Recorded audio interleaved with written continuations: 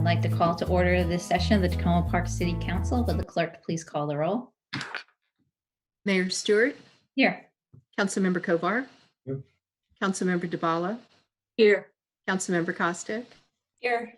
Councilmember Siemens, Present. Councilmember Smith, Here. Councilmember Searcy. Here. Great, thank you, everyone. Our agenda this evening has no changes.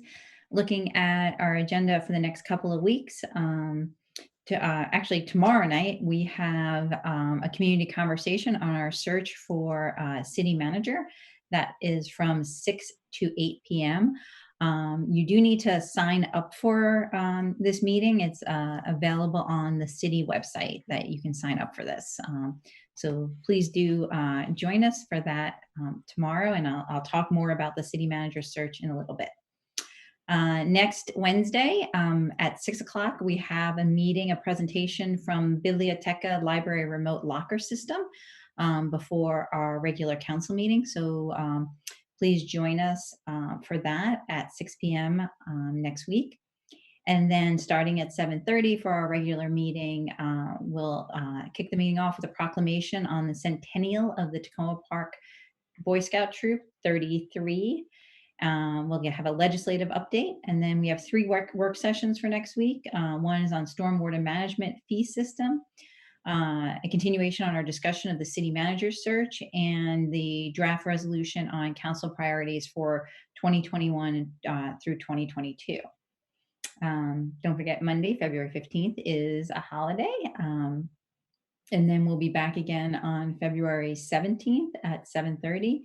We'll begin with our voting session with a resolution adopting our council priorities for 2021-2022, resolution providing for appointments to the task force on reimagining public safety.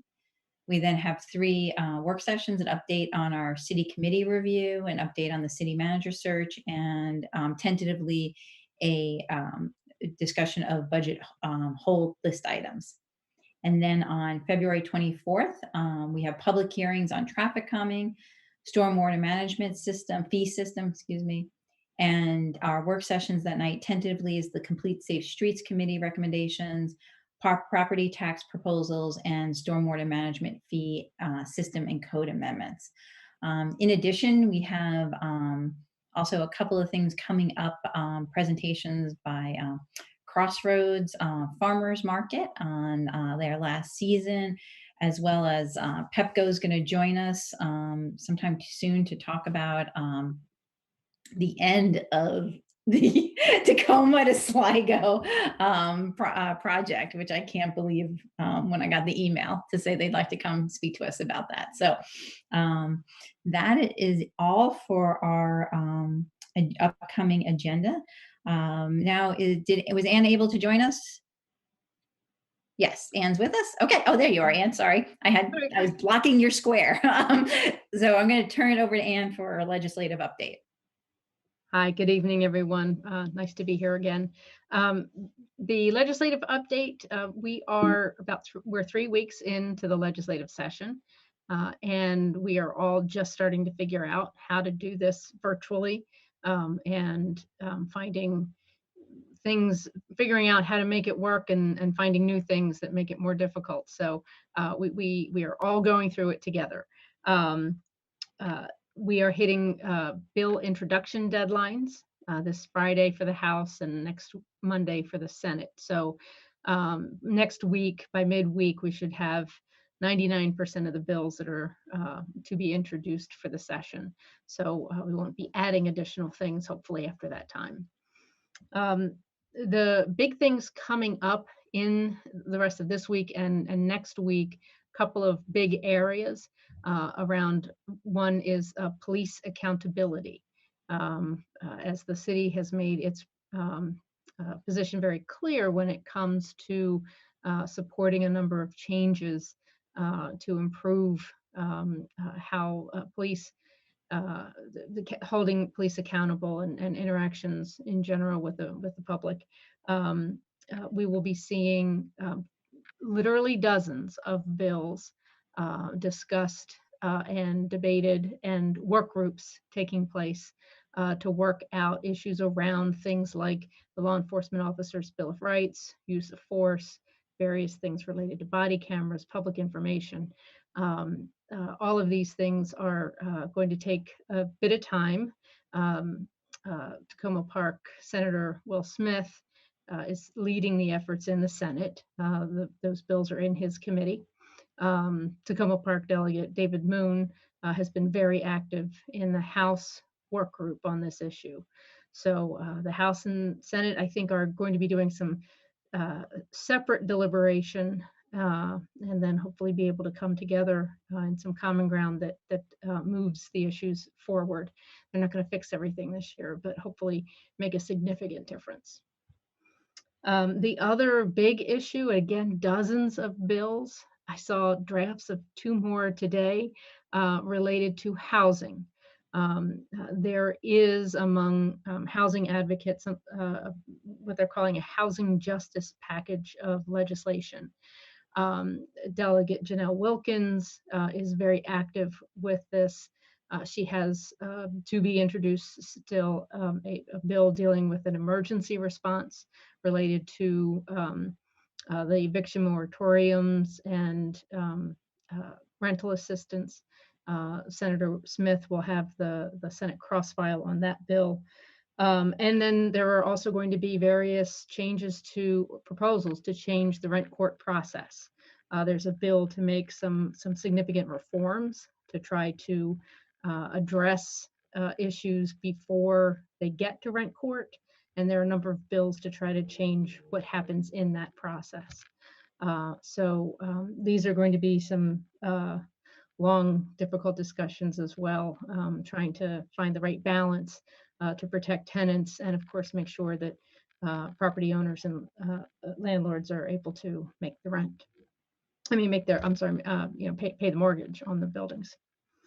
And then I'll close by talking a little bit about some of the environmental justice bills that the city is involved with.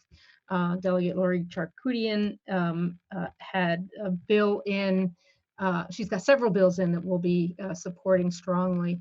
One today that Councilwoman Searcy testified on, it was the Senate cross-file of Delegate Charkoudian's bill related to tree replacement along the Purple Line. The city of Tacoma Park has some, very wonderful representation, lots of very active legislators working on the issues that matter a lot to the city and all the residents. Diane, I was muted. Thank you, Anne, for that. And thank you, Councilwoman Searcy, because I guess you actually got to testify today, correct? She did a great job. It was on time, like to the minute. So I was excited about that. Terrific. Well, thank you so much.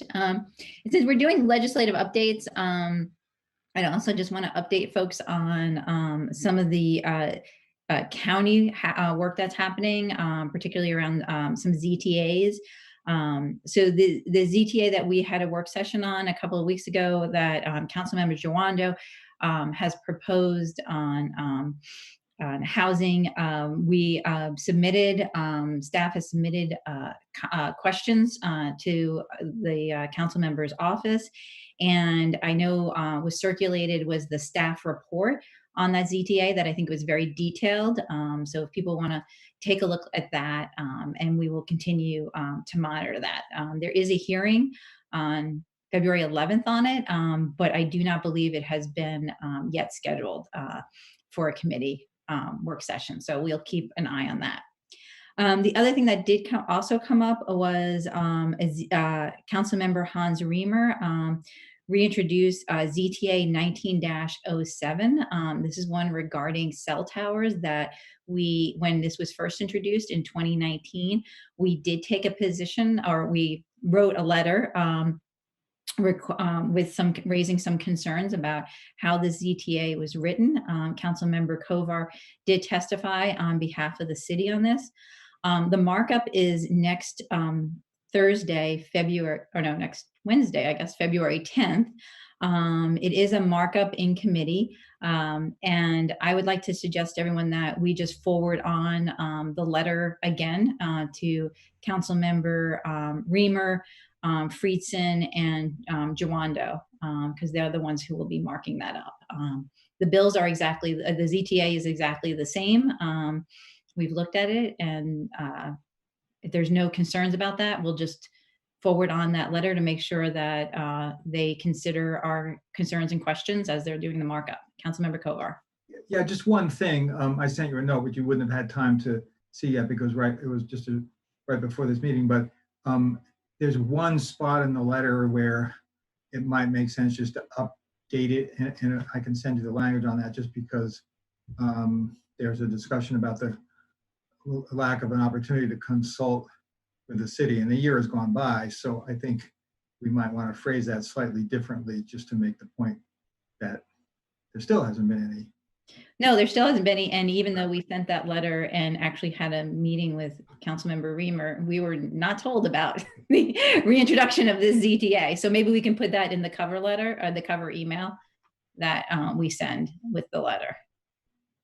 So yeah, I'll look for that email and I'll work with city staff to get that out before next Wednesday, if I see no objections. Sorry, I don't have the, cool, no hands. All right, so that's our legislative update for the evening. We had no one sign up for public comments tonight, so we will now move into council comments.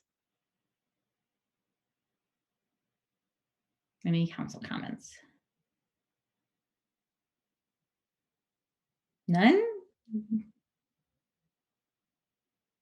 Councilmember Kovar, you want to go? I'm not seeing hands. I don't know if my participant thing is broken, maybe. Sorry, I was just making a note there. Just two things I wanted to mention. One, several of my colleagues also and the mayor participated in the recent meeting that we had with representatives of the State Highway Administration to talk about local matters within the city that fall under their jurisdiction. And in the past, we've tried to do that several times a year. I think that schedule got held up some because of COVID, but I thought the meeting was very positive. And I did send something around in my weekly blog, but just to mention briefly to people, we have had, and we appreciate the action by State Highway to reduce the speed limit on the portion of Philadelphia Avenue, Route 410, where it had previously been 30 miles an hour down to 25. There's some outstanding questions, all of which they're going to continue working on relating to intersections along Philadelphia and safety matters there. And it actually includes at Chicago Avenue, the intersection with Piney Branch, with Holly, with Cedar, and with Park, all those places they're continuing to work on. And then, and I hope there'll be more to talk about soon on those. And then in addition, these are somewhat newer issues, but they're looking at some of safety questions around the crosswalks on Carroll Avenue near the Old Town Commercial District. And if you've been over there during busier times, probably less of an issue now, you've probably noticed that people are crossing back and forth there, kind of zipping in and out of the stores. There are a lot of children around, and there are several crosswalks, and they don't really have the signs that say stop because there's a crosswalk, and it's not evident you could necessarily place those signs there, but they promised that they would take a look at that. And then this is very specific to Piney Branch Road, but there's a concern for people who live on Piney Branch, since anyone can park along Piney Branch, and in many cases, cars park right next to people's driveways and make it hard to back out.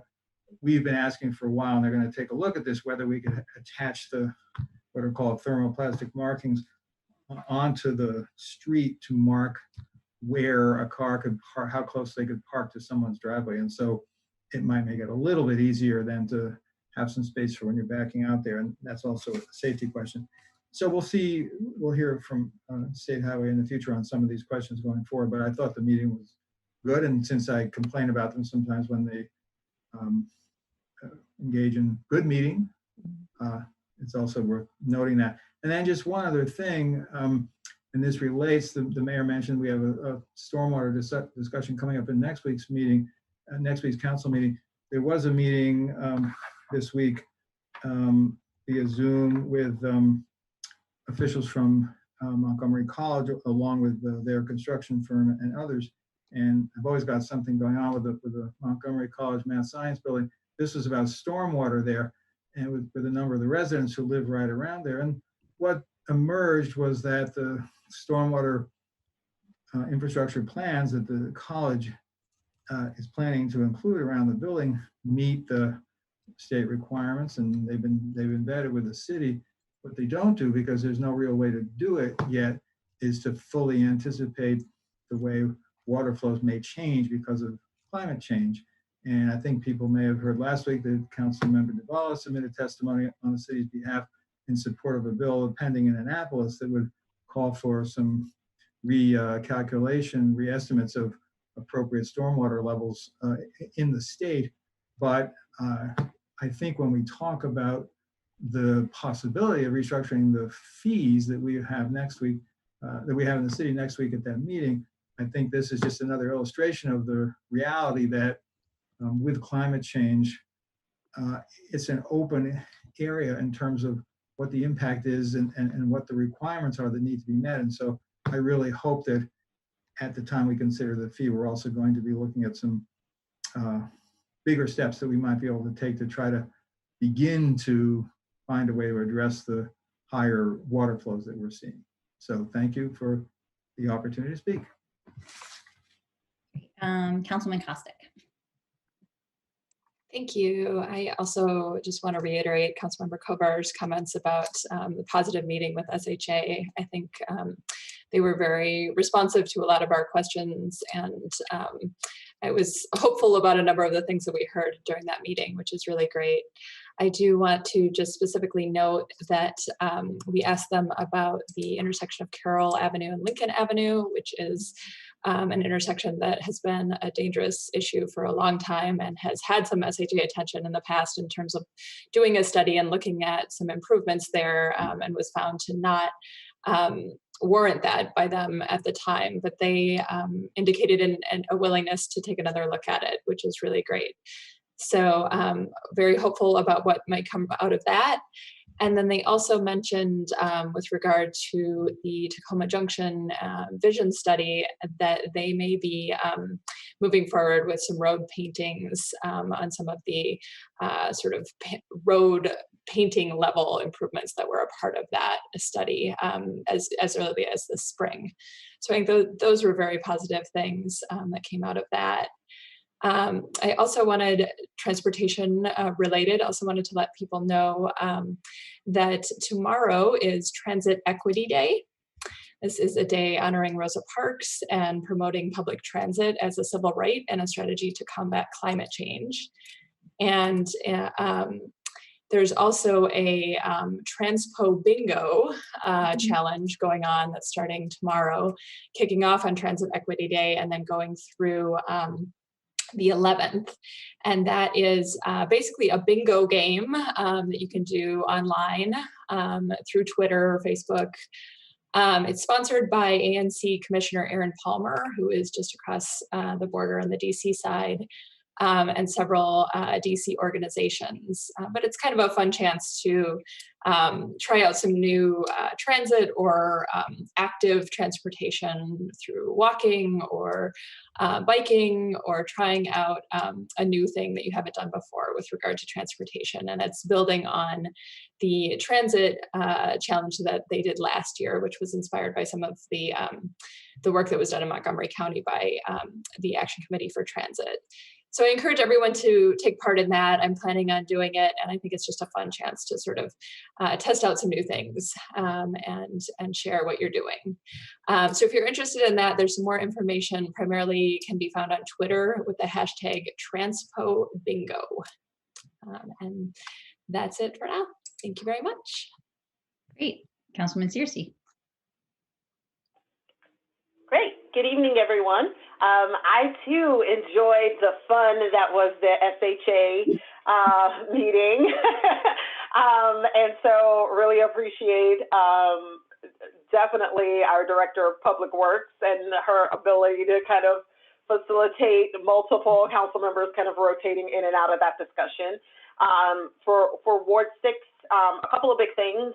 One was their willingness and some of the changes or modifications they've already made along University Boulevard to ensure pedestrian safety in the Purple Line construction area. So we are also following up in terms of the intersection at Ann Street and whether or not we can make some changes to University and Ann to kind of make it safer for folks there, which is something we saw on our Purple Line walk. Another area, Carroll Avenue.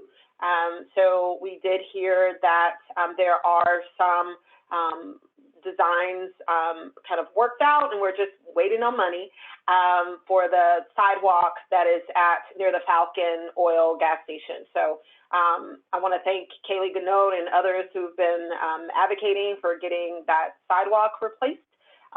We're almost there. The design is done. We're just waiting on money. Also, some modifications to Carroll Avenue in response to the Montgomery County Purple Line Transit Connectivity Report. There may be some options to make at least improve some lines and things at Glenside and Carroll and Wildwood and Carroll. But that would be a part of perhaps some larger work that may happen in some of my colleagues' wards on Carroll Avenue. So again, I just appreciate the opportunity to have the chance to sit down with SHA, and the fact that they are so attentive to and keeping track of the various projects in the city is really helpful. On Saturday, I had the opportunity to participate in the Northern Gateway Wayfinding Community Engagement event. The Northern Gateway is the area that includes the Prince George's side of Langley Park. It was a really lively discussion. They used this tool called Slido, which is something I should have emailed, where you could do like live survey response and get like percentages during the presentation. So I thought that that was a great way to kind of engage people as they saw design aspects, they could vote on them, which was really cool. I appreciate Councilmember Denny Taveras and her engagement throughout the process, so that was great. Also, the lead engineer for that project is actually a Ward 6 resident, which I did not know until I was like, wait a minute, that's Eric. So it was great to see how he was able to facilitate that conversation as well. So that was a great experience. Lastly, just want to remind people about the Public Safety Committee. So Task Force for Public Safety, keep it right, my brain. He's gotten a lot of great applicants thus far, but we definitely want to have more. I'd rather have far more than we need than, too close to call. So definitely want to call people, ask all of you to, if you're interested in participating in the Public Safety Task Force, to please apply. The deadline is Friday. So definitely want to ask people to please, please, please apply by Friday. Thank you. Great. Let's see, seeing no other hands. I have a couple of announcements myself. Let's see, we talked about the Public Safety Task Force City Manager search. Two things. One, as I mentioned before, we have a community conversation tomorrow from 6 to 8 p.m. Please sign up on the city website for this. We will kick off that meeting with a representative from the Maryland Municipal League. They'll talk about the role of the city manager and the type of government we have. And then we will break into groups. At the moment, looks like we have about 18 people signed up. And depending on how many people we have, we will go into breakouts rooms on Zoom. And I'm asking my colleagues to pair up and to be able to ask questions and someone take notes to be able then to report out again. In addition, just so folks, my colleagues know as well, you need to sign up as well. So the city clerk put a calendar invite on your calendar, but you need to click that link and sign up because of the way this is a meeting. We want to make sure we have everybody available for it. So don't forget to do that. And then the other thing is we have, I think, completed the programming for the online survey for the city manager search, and that should be going out. If it isn't live right now, it should be live by tomorrow. And so we want to, we'll send out the link to that. And so hopefully people can also push that out and get residents to do that. And I believe we're also going to be able to translate that into a number of different languages. So as soon as we have that available, we will also make sure people have that as well. Let's see. So those two things. The other update I have is that we have talked about this in the past, looking at when we had a representative from SDAT come and speak to us. I have no idea how long ago that was, but I think it was over a year ago. I have been working with Delegate Charkoudian and Delegate Corman to see what information we were able to get out of SDAT regarding appeals and assessment. Because we have begun this relationship with the iSchool at the University of Maryland, the good news we got this week is that they're able to do another project where they're taking some of the data that SDAT has now made available, which is remarkable, and going to be analyzing and looking at assessment and appeals, and to see if there is any racial disparities in equity issues. So it won't just be for Tacoma Park, but so for all of Montgomery County. And so it's really, really exciting that those data are available, and that we're going to be able to do that analysis and work with the University of Maryland on that. So those are my announcements. And my apologies, Councilman Navala, I did not see your hand raised. Yeah, I just wanted to echo the thanks for the meeting with State Highway. The new district engineer is a breath of fresh air. I love her. And in addition to some of the other items that are ward specific, I just wanted to quickly mention we did get some commitments for some of the work that's pending on Ethan Allen proper between the junction and New Hampshire. Some of the potholes, some of the blips. They said they would attend to it, and I am not sure if Councilmember Kostiuk mentioned Flower Avenue and Carroll.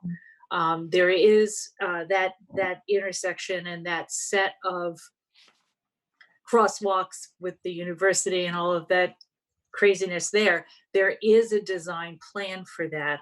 They are going to take that out, dust it off, share it with us, and see if we can move forward with that. So I found them to be very responsive on our specific concerns, word by word. So thank you for that. Yep, it was a great meeting. And so, and man, if we can get something done at Lincoln and Carroll, that is a long fought battle to get something else there. So that would be a real win for all of us. So, all right, city manager comments now. Thank you very much. I'll just note my internet's been going in and out, so Jessica may have to jump in and help me out here. First of all, it's Black History Month, and I know we'll have a number of proclamations, etc. But I did want to note that it's a good time to think about all of the African American public health heroes and sheroes that are out there. And so I put a link on my city manager comments to some bios of 17 different public health officials, and I didn't know some of them, and I learned something. So it's worth taking the time to look at. So nobody mentioned the storm cleanup. We had a storm. We did a good job. That's why it was just like exactly. It's so nice. That's the highest compliment. The highest compliment is not to get complaints. That's right. That everything went so smoothly and well. Like it's a memory now. Well, I just want to my staff. It was a frustrating thing because it wasn't really deep. That's when it's a lot of fun. So it was like continually trying to deal with the ice that would form and that kind of thing. So it was a pain, but they did a nice job. And I also want to shout out to many residents who shoveled. We didn't have very many of folks that did not do their job on shoveling the sidewalks. So thank you very much.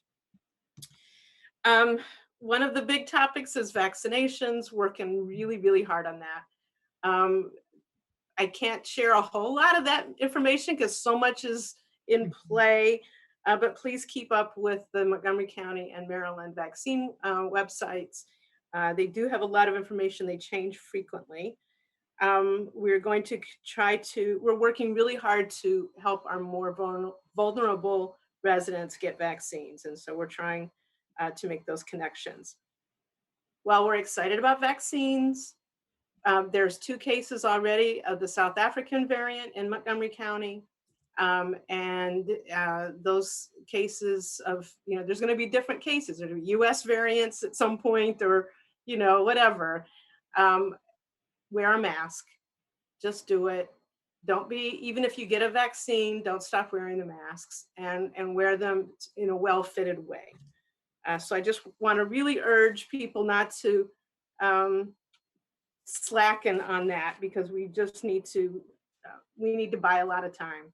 I was on the COG CAO call, Chief Administrative Officer's call today, where the health officials are really looking at a 6-month to year thing related to vaccinations, and that's just a long time. And so people need to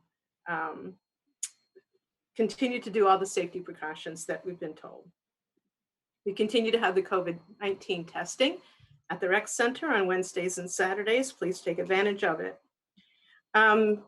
Piece of good news, we finally got our Montgomery County CARES reimbursement yesterday. That we got a check for $403,650.62. That means I have to be nice on the phone call tomorrow. Yeah. How to start. I didn't make can't be cranky every week. I mean, I'm sure they're going to be glad that we're not complaining about it like we do every week. Please note that only a portion of the funds gets applied to the FY21 budget, about $280,000. We're looking at bringing back, Mayor, another budget amendment before the budget goes before you, so that we have these figures in the COVID fund, or however you all want to have that divided out in advance of us having a proposed budget. So we'll be looking at the schedule, but my guess is that late February we'll want to have another budget amendment to acknowledge the receipt of these funds. Can I ask Yes, a question yes. about that? Yes, ma'am. So not all of it is applied in fiscal 21. The rest, is it applied In retroactive- FY20. Thank Yes, you, it's retroactively in fiscal 20.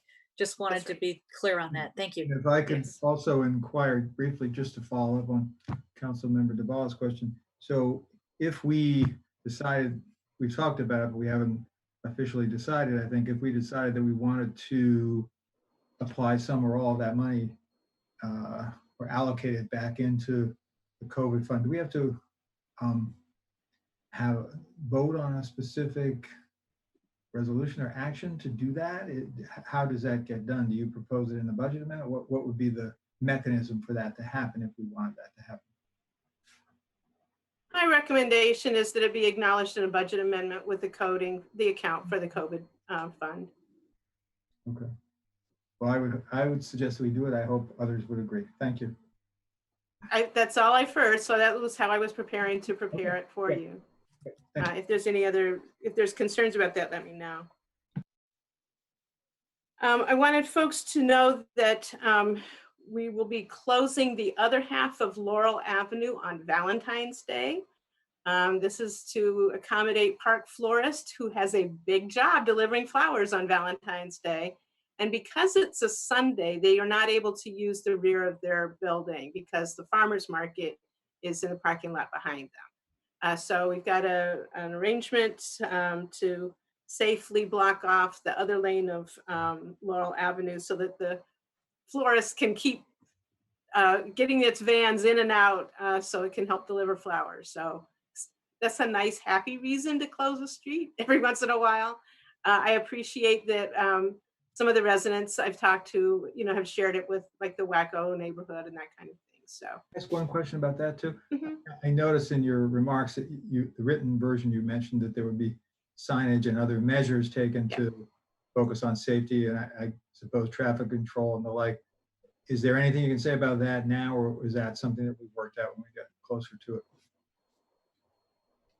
I'll send you some information on it to share. We spoke with our police staff to make sure that it made sense. Great, thank you. Let's see. I also want to note that this letter about the stormwater fee system change has gone out to single-family property owners. I know that some people were appreciative of getting it. Others had questions. Others didn't like that the link to the website, was not a hyperlink in some way that they could access. We'd have a short version for that. In my city manager comments, I do have a link to our website that has more detailed information about the proposal for tiered system on the stormwater fees. Please note that this is not to raise more money for the stormwater system. This is to keep the total amount the same. It just divides it more equitably among the various property owners, some of whom are commercial. But this particular proposal affects the residential properties as the commercial properties were dealt with last year. We'll be having a presentation on it next week before you, and then a public hearing on the 24th. And our Public Works Director is happy to take any calls from residents and has taken some, so we can help answer questions. And at some point, there will be very specific letters, I think, going out to all the residents that would say exactly what their property impact would be there and that kind of thing. So we're trying to be helpful, but we know that this is a council discussion first. I think that's it. Okay, great. And, speaking of the snow we had, I do want to just also thank Brian Gehring, teacher at Tacoma Park Middle School, and all our snow angels. Touch base with Brian over the last couple of days, and, people got out there, shoveled, and just want to thank everyone to helping their neighbors, and particularly to help Mr. Gehring, the help he has given. I mean, it is just, I don't know if everybody knows like how much time he spends organizing the snow angels, being in Tacoma Park. He doesn't live in Tacoma Park, but coming into Tacoma Park, making sure the young people have shovels and they're all organized. And because there was no snow days for teachers and students this year, he was up and out at 6 a.m. helping to shovel. So we just really are very appreciative of Mr. Gehring. And at some point, I think we're going to have to find him a helper to take over when he does decide to retire from TPS middle school. So, okay, let's move on then to our voting session. We have one voting item. It is the second reading ordinance approving FY21 budget amendment number 3. There's no changes from last week. So I'd ask somebody to move this budget amendment. Councilwoman Dabala and Councilmember Kovar second. Any comments or questions? Seeing none, will the clerk call the vote? Councilmember Kovar, Aye. Councilmember Dabala, Yes. Councilmember Costick, Yes. Councilmember Siemens, Aye. Councilmember Smith, Yes. Councilmember Searcy, Aye. Mayor Stewart. Yes. All right, that's our voting item tonight. Now we'll move on to our work session. We have 2 items. First is an update on the Recreation Center redevelopment community engagement process. And I believe we have Ms. Samira Cook-Gaines with us this evening. Yes. We're going to turn it over to her. Just turning on my camera.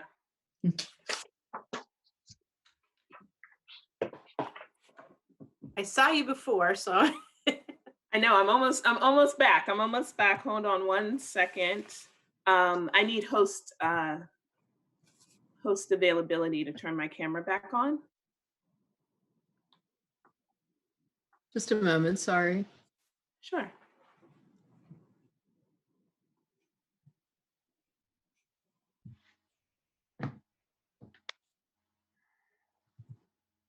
You should be able to.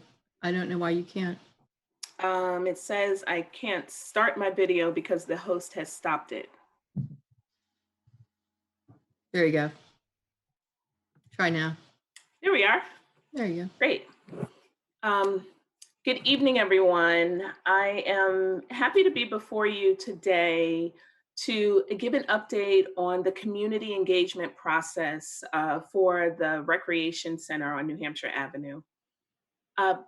About, gosh, more than a year ago, I believe it was in 2019, you approved a budget item that was really important at the time to really kind of talk through, and that was around community engagement in Tacoma Park. The Recreation Center will be a major development for us. It will definitely be a crown jewel on New Hampshire Avenue and in that commercial district of ours. And we really wanted to make sure that we were including as many people as possible for our process. We wanted to hear diverse voices. We wanted to hear a multitude of people who may not have been a part of just our everyday engagement when it comes to city services or council meetings, or even committees, or even the task force. We really wanted to try hard and include all of our city, and especially voices that we had not heard from. With that said, you approved a budget to hire a community engagement firm. We went through the process and selected Brick and Story. And we have with us tonight Latoya Thomas, who is the president of Brick and Story. Brick and Story has done just an amazing job. You know that the Economic Development Division is very much a one-woman show, but we have had so many partners and consultants who have just been very strongly committed to the vision that we have for Tacoma Park in a community that's for everyone. So without further ado, I would like to turn the presentation over to Latoya, who will give you an update on our community engagement process around the Recreation Center. And I will be available to answer any questions that are for me, and Latoya will do the same. Thanks, Latoya. All right, thanks, Samira, and very nice to see all of you this evening. Give me a moment. I'm going to shift over to the presentation. And we're all going to keep our fingers crossed the technology cooperates this evening. All right, so everyone should see my screen. We're going to go in presentation mode.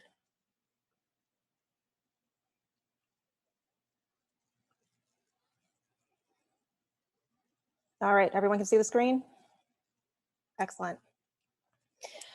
So as Samira said, I'm here to give a bit of an update on where we are in the process, as well as recap some of the things that we've seen and learned over the past almost year since we started. It's a little hard to believe just given how life has progressed. But it's been an amazing opportunity to be able to work with the city and to meet a number of residents from all walks of life through this effort. So I'm really excited to give the update this evening and talk to you about where we are in the process and what we have left to do over the next several weeks.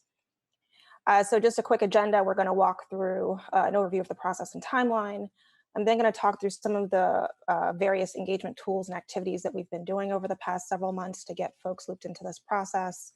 We'll talk about some of the challenges and lessons learned.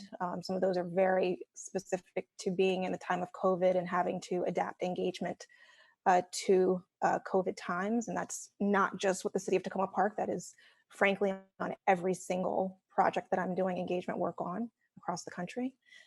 We'll talk about some final steps to get to the final report that we'll ultimately deliver to the city about this process, and then some recommendations for how the city can use the report findings going forward. So again, just a quick overview of the team. So Brick and Story is a DC-based consultancy that focuses on intentional community engagement and creative storytelling, specifically focused on the built environment space. And so we are really interested in bridging the divide between buildings and the spaces that people occupy and the people that actually occupy those spaces. And we want to foster dialogue and engagement to make the process of bringing buildings to life and to creating public spaces, we want to make that process as inclusive and as open as possible. You can see the team here. We've got team members who are from all walks of life, who also represent the many different languages and cultures that are represented in the city of Tacoma Park. This team has been amazing to work with. There are some folks on this team who I've worked with for several years on many other projects, and some others who we actually brought to the team specifically for this effort. But the entire team has been able to bring a unique set of skill sets to make this project really special, whether that's Miriam, who's our Amharic speaker, but who also specializes in social media and has been able to really help us do outreach, leveraging social media tools strategically, or Yaradine and Molly, who have both worked in the Tacoma Park and surrounding communities on previous efforts or on other efforts currently, and are able to connect with apartment buildings and residents and property managers on Maple Avenue, or even some of the Spanish-speaking populations just over the border in the Langley Cross area, Langley Park area in the Prince George's County. So the nice thing with this project is we've been able to bring a diverse set of people together to do problem solving and to be able to reach out to different groups of people creatively. I'll also mention that Brick and Story, in addition to working on this project and working in several others in DC, our portfolio has continued to grow. And so we're working not just in DC and Maryland, but also in Virginia, as well as in North Carolina. And so we're having the opportunities to see creative engagement strategies, learning really interesting lessons with the different communities that we're going into, and trying to actively bring some of those lessons into all of our current projects as well. So an overview of the process and timeline. So we started the project last spring, right before COVID started, really right around the time it started.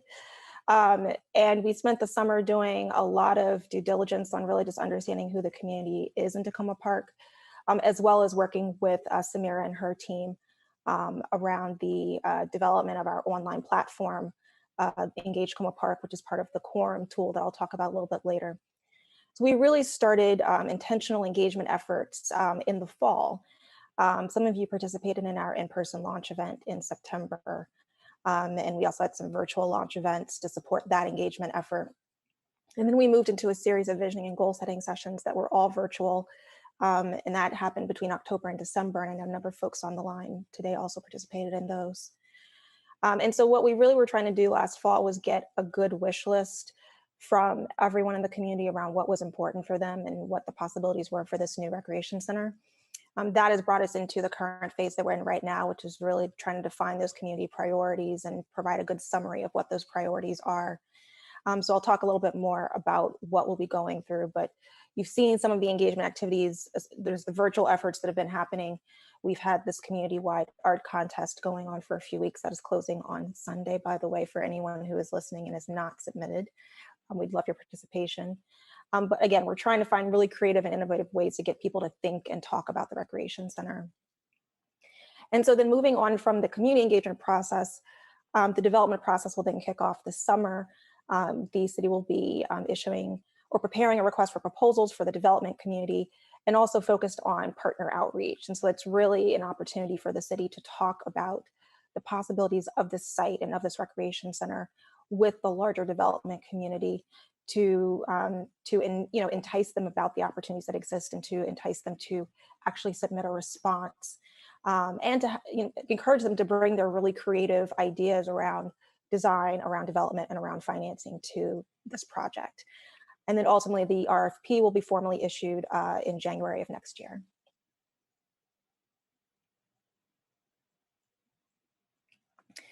So I want to just go through a couple of our engagement tools and activities that we've leveraged to date, so you can get an idea of what's been happening in real time. These two photos that I highlighted here on this slide, the one to the left is actually from our launch event in September that I know several people participated in.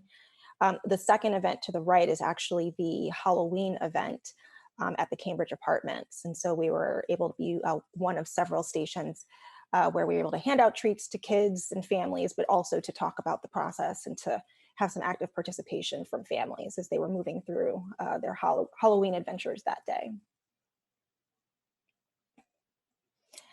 So again, we've done a number of launch events. Obviously, because of COVID, all of our tools for the most part have been virtual. We've attempted to do in-person outreach and engagement as strategically and as safely as we can, given this time.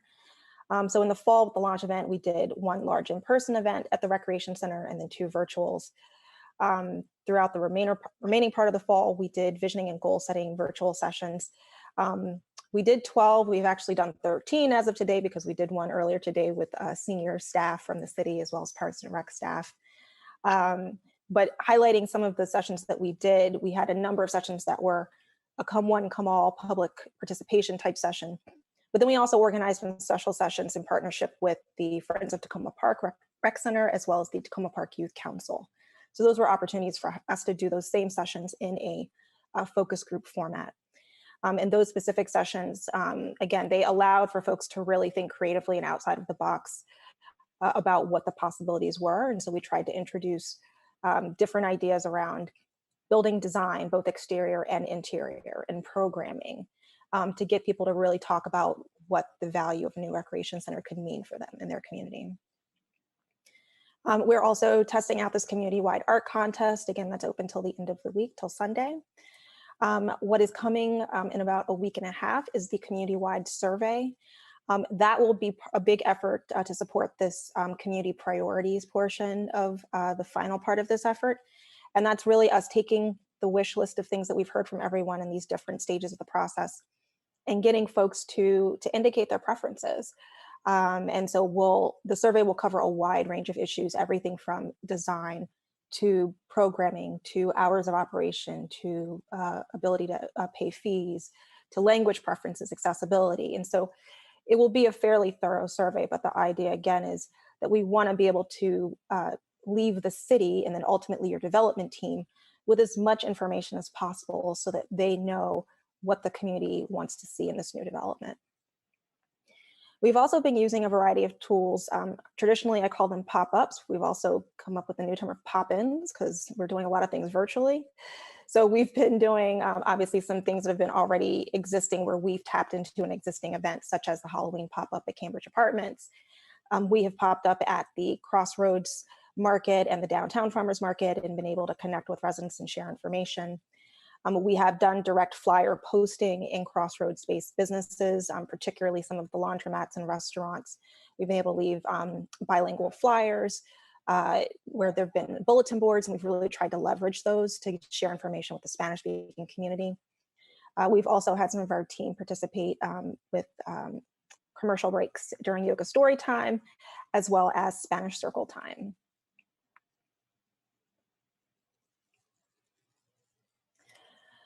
And I don't know, oh, there it is. I was going to mention the library as well, our Books to Go participation as well. We've made sure to include flyers for the Books to Go with the library. So other engagement activities and tools. So I mentioned Quorum at the beginning of the presentation. So for folks who are looking at the screen, and you see that logo in the bottom right-hand corner that says Engage Tacoma Park, that is the brand for this entire process. And so Quorum is the back-end platform that we are using. It is a digital engagement tool that allows for a variety of engagement activities. We spent a good portion of our earlier efforts learning that tool, working with the developer of that tool to get it customized to meet the needs of the Tacoma Park community. And we've been working to also try to populate our contacts and attract contacts that we've met to that site so that we can share information. I also mentioned social media. We do have Engage Tacoma Park social media handles. Facebook has been the primary tool that's being used. Some of you may have seen social media ads about the engagement process in the fall, or even about the art contest. There are going to be more ads coming for the survey as well. So that has been another way, again, to attract attention to this process in a creative way. And again, we're also really big on leveraging as many existing networks and resources as possible. One of the key things about how Brick and Story works is we don't necessarily believe in reinventing the wheel. We know that there are existing networks, and we want to use those networks as a bit of a web in order to connect with as many people as we can. And so we've been able to leverage the networks that exist through the Parks and Rec Department, through Blue Dot, to get to existing businesses. Again, the Books to Go program via the library is a way to get to families in a different means. And then the schools, we've been able to connect with the principals at the 3 primary schools in the area, who've been able to then share information with their student body. We've also been able to connect with building property managers. And so we've made good relationships with property managers at the recreation center campus buildings, but we've also been able to connect with property managers at other buildings, such as those along Maple Avenue, and have been able to work with them to get flyers in the quantities and languages that they've needed in order to promote events and activities to their residents. So some of the challenges and lessons learned, particularly in the time of COVID, that are important to highlight in this process. First and foremost, I'm in the business of engagement, and that generally means that I'm dealing with people in real time and in person. And so the first and foremost one has been our limited ability to connect in person. It's been a challenge. It has not prevented us from doing our job and doing effective engagement, but it's certainly been a challenge. There are certain things that we would have done differently if COVID had not been a factor that we had to consider, such as door knocking in some of the larger apartment buildings. But of course, again, you're trying to be safe, you're trying to be strategic and trying to do what you can and adapt the technology to work to your advantage. So what we have been able to do, though, to mitigate that lack of in-person connectivity, we've made relationships with resident leaders, resident organizers, property managers, again, leveraging people who are connected to other people who can share information.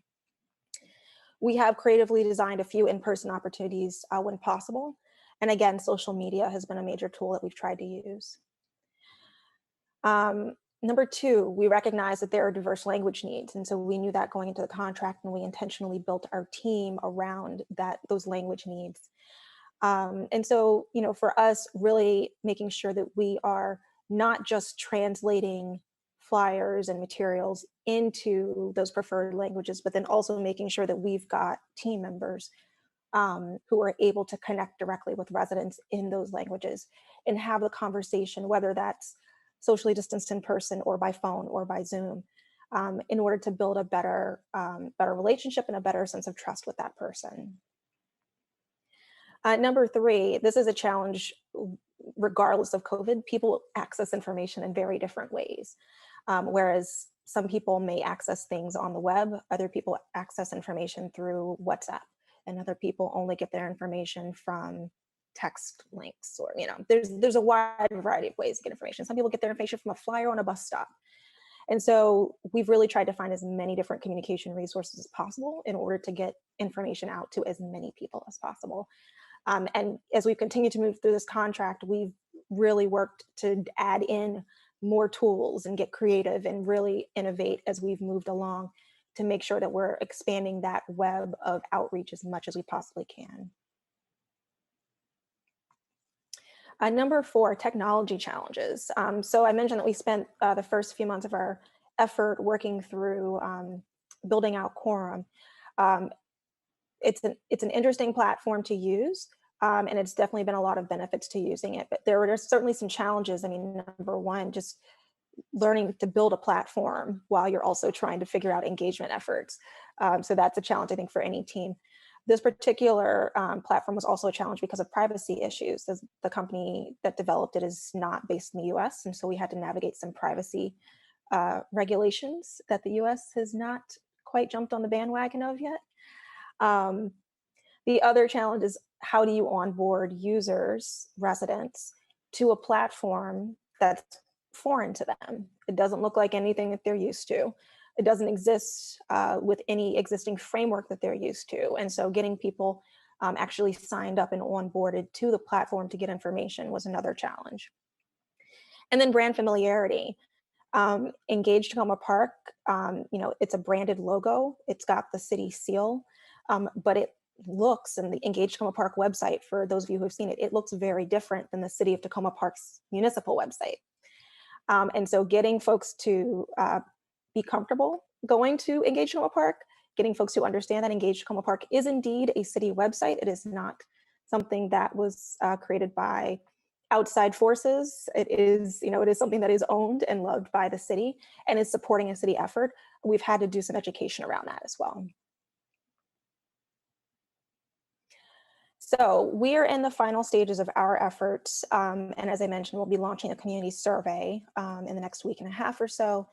And our focus is really going to be identifying community priorities with the new recreation center. To do the survey, we are going to be using a variety of mechanisms to get this survey out and returned back to us. You'll get more information about that once the survey is launched, but we will have online versions available. We will have hard copy versions made available in a variety of different means. We are also setting up phone lines. We're looking through the logistics of phone banking versus direct calls. We are also looking at doing some Zoom sessions where we can actually administer the survey directly. So we are being as creative as possible to try to get as many people participating in the survey as we can. We will probably schedule 1 or 2 virtual sessions as well to recap what we've heard from the survey, just so that folks know what the final results actually were. And then everything that we've heard from that survey, as well as everything that we've heard and seen and learned throughout this entire process, will ultimately go into a final report to the city. And that will share information about the overall engagement process, the results of the survey, and the recommendations for future engagement. And so the last slide here is just highlighting ways that the city can use the report findings for next steps in this process. Number one, first and foremost, identifying the preferences and priorities for this new recreation center that the community's identified. That's really going to be the key goal of this report. Number two is offering creative strategies to engage populations in Takoma Park, and thinking about different tools, different tactics, different ways to connect to the many different people that live in the city in ways that will help strengthen the relationship between the city and its residents, and also make for more fruitful engagement for future initiatives. And then number three, to that point, providing the start of a framework for effective public engagement, basically helping to create a bit of a roadmap that you can use going forward as you continue through this process and through other city processes. So with that, I will open up for questions. Great. Thanks so much, LaToya. We really appreciate you joining us. And yes, I can't believe it's almost been like a year. I know. It's really remarkable, considering, yeah, our last meeting in person is the one you're at. So yeah, thank the you day so much. before the city shut down, by the way. Yep, it was. Yeah. And I just want to say thank you so much for all your expertise and flexibility in shifting, as we all have under COVID.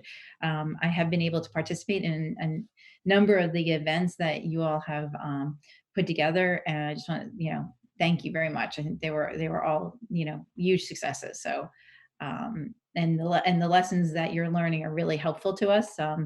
As the council will discuss soon on our 2021-2022 priorities, one of the things that we have really been talking about is increased engagement and how do we do that best in the city. So thank you for that. I will open it up, my colleagues, for questions, comments. Councilmember Smith. Thank you, Ms. Thomas, for the presentation. You had a pop-in at Cambridge Apartments. Can you talk about what those residents were talking about regarding this project, what was important to them? And you also mentioned that you're doing work in North Carolina. Is there anything that is top of mind that you would like to share with us that some of those residents in North Carolina are discussing, or maybe something that we can incorporate in what we're doing here in Takoma Park? Thank you. Sure. So to your first question, Cambridge Apartments. So there's a couple of different things that we heard. We met a number of families who actually didn't know that the recreation center was going to be redeveloped, and that's not an uncommon thing that we've heard going throughout this process. So we just certainly had a bit of education to offer so that folks, knew that the rec center was going to be redeveloped. There were folks who had heard about the redevelopment, but thought it was going to be a renovation. And so we were also providing some clarity around that fact. That particular event obviously was family focused. And so we were able to talk to a number of parents whose children who did actually patronize the recreation center, their kids actually went to programs there. Mm-hmm. And so they expressed more so an interest in seeing expansion of some of the children's programming options with the news center coming back. There were also a number of parents that we met who had used the fitness facility and were really interested in seeing, number one, acknowledging they liked the fact that they had one, number two, saying that they really wanted to see a better one, where they could, have more equipment options, have newer equipment, just have a facility that didn't, I think as one person said, look like a dungeon. So there were, I think that particular event, it was definitely a bit of education, because again, there were a lot of families that didn't even know about the redevelopment process, but those who did use the recreation center really appreciated having the rec center there and seemed very excited by the possibilities that there were going to be a new building, but also potentially new programming uses or expanded programming options. The last point on that is that there were families I know who would often go to the community center on Maple Avenue to access programming that was not necessarily available at New Hampshire Avenue. And so just the fact that there was going to be this opportunity to possibly have similar programming that could be offered a bit closer to them was an enticing opportunity. Specific to work in North Carolina, so down there, I'm doing some work in Raleigh. I'm actually doing more storytelling campaign work with a group that's actually doing a lot of engagement work. Raleigh, for those of you who know the area, is going through massive redevelopment. There's development pressures around a massive development called Downtown South, which is several hundred acres of land that is going to be redeveloped. And so they're going through a very similar exercise right now of resident engagement, also similarly diverse, where you have, there's actually a large and growing Latino population there. There's been a historic Black and white population. And there's been a lot of kind of diverse mixing over the past several decades, just as populations have changed. One of the big things that we've heard down there is there's a lot of fear around development. Thankfully, we've not heard a lot of that sense of fear in Takoma Park. But what I would say is there's, similarly to, I think, how we've tried to approach things in Takoma Park, down there's a really keen interest from the city's standpoint in accessible engagement and understanding that there are different tools that may have to be deployed with different groups in order to get them involved and to get them to be part of the conversation. For example, the Spanish-speaking population has a lot of concerns, a lot of them that are business owners, but they have a lot of concerns about being run out of their businesses by developer speculators who want to buy up the buildings that they're in. And so they are very skittish when they hear anything development. If the city's coming to them, they're even more skittish. And so the teams that are working down there have had to deploy other tactics, using, again, Spanish-speaking individuals, using people to have conversations with them to really tease out, what do you need? What do you need to be able to stay here in this community? What are your concerns? Again, understanding they're not going to come out to a public meeting. They're not going to get on a Zoom call or a Zoom meeting.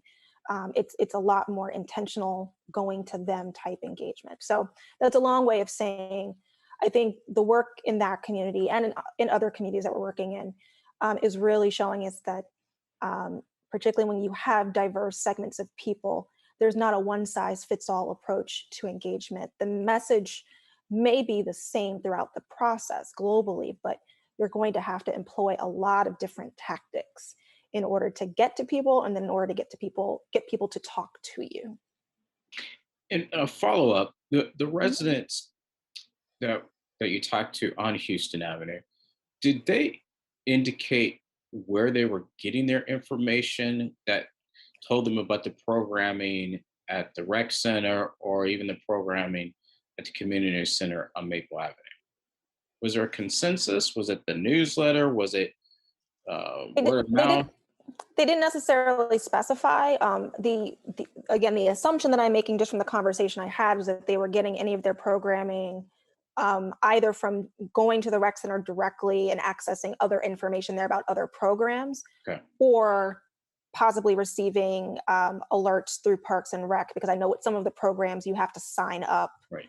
through the Park and Rec portal. And so I know that that team sends out information.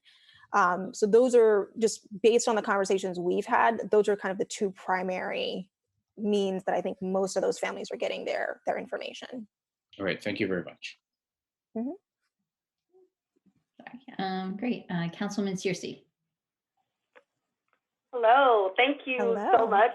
Hi, for this great presentation. I had an opportunity to participate in a number of events, and I know how much work and time that you all put in to really try to make people feel comfortable and to make sure that there's a base level of understanding of what information we need from people as it relates to development, and I really appreciated that.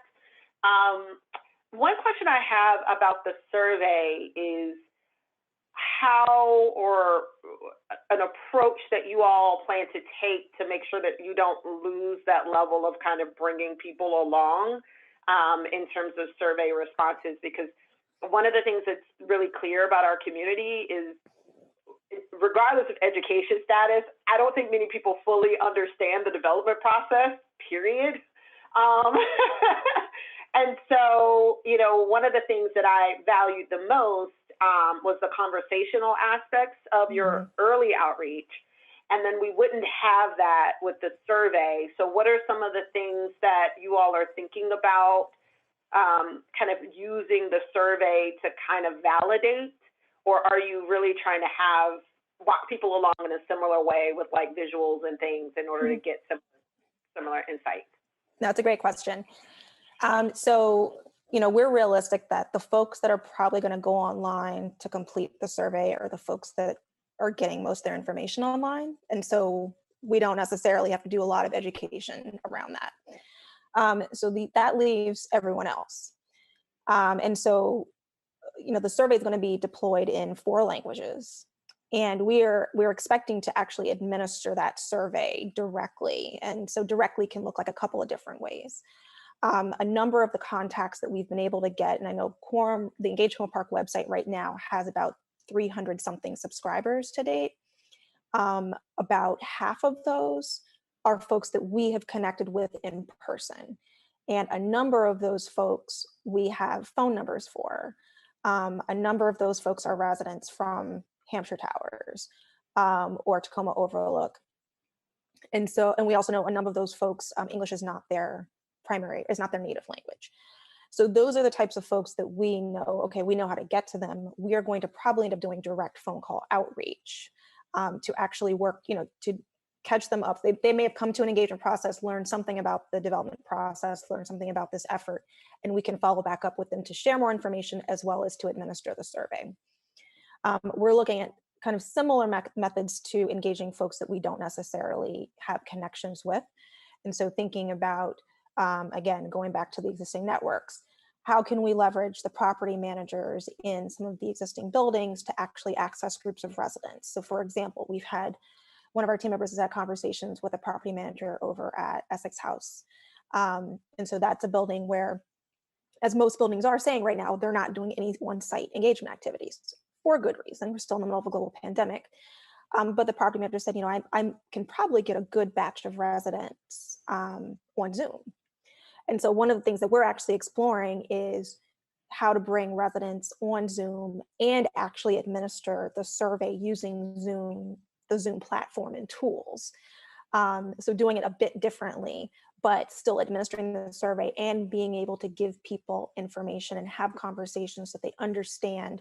They're not just answering a set of questions, they understand what the process is before they can actually respond to the questions. And then to the fullest extent possible, we are also going to try to do some direct outreach in person, particularly in areas like the Crossroads. But we are going to deploy our team as much as we can and as safely as we can to try to actually get in front of folks that we can, if they've never been part of the process, we don't know anything about it, we can give them the overview of what this process is all about, what's going to happen with the rec center, why it's important for them to get involved, and then why their feedback is needed on the survey. And Talisha, I'd like to, Councilmember Searcy, I'd like to add to that, that we see this survey as not just our last tool for engagement, but we also see the survey as our last opportunity for education. So along with the very in-depth kind of person-to-person alternatives that Latoya just described, we also plan to utilize social media as an educational tool. So, you know, a little bit of a FAQ around the process, the development. So speaking, for example, talking about something like co-located services or co-located, you know, development opportunities, sending out a post that says, you know, have you seen a co-located recreation center in, you know, pick a place around the world, and have folks to kind of take a look at a visual similar to the visioning session and say, oh, that's interesting. And then link to the survey and say, we'd love your input on these things. So just a way to kind of give our residents, again, through social media, a broadening of the term recreation center, more of a modern understanding of a recreation center, and also, you know, give you know, one or two cues around what development or redevelopment looks like. So we're also thinking through what those buzzwords will be. We would love for our council to, you know, retweet, repost all of these things so that they get the airtime that they need. That sounds great, and I think that's one of the main value adds of this process. And I think you know, as we've engaged in prior development processes, you know, trying to figure out the right balance and bridging those connections as you are kind of disseminating information about the development project will be critical. So I look forward to taking a look at the final report and any recommendations that you all may have on ways for us to continue to engage. You know, if there are feasible approaches, I would love to have your Brick and Story work with us for forever. But that unfortunately we got a budget, right?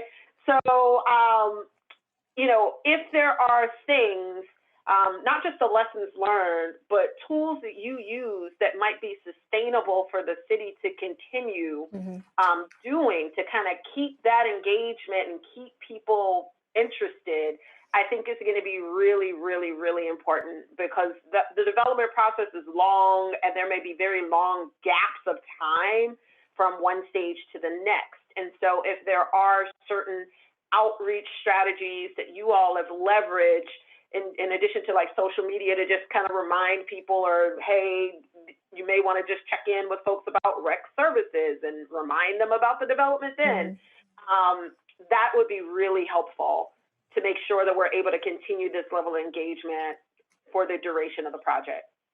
And Councilmember Cersei, the all of the tech tools are the cities. So the 300 plus people who have been captured on the engagement platform, all of that data, all of that connection remains with the city. So that is a staff tool that can be used beyond even the recreation center development process. So it's, again, a point of access that we will continue. We will also continue to have our social media handles to specifically use that around redevelopment of the rec center. So that Engage Tacoma Park brand will be a connection to this kind of development process. And we hope that internally as staff, you know, we can take those tools and move forward and pivot them in a number of different ways. If I might also note, I've seen a draft of the survey. I haven't seen perhaps the final survey. But one of the things that I found useful about it was it identified a lot of wish list items for a new facility, a new project. And, you know, and you get a sense a little bit about which ones you think are the better ones, you know, kind of pick out your top ones. But seeing all of the list also reaffirms for people who participated in the process that they were heard.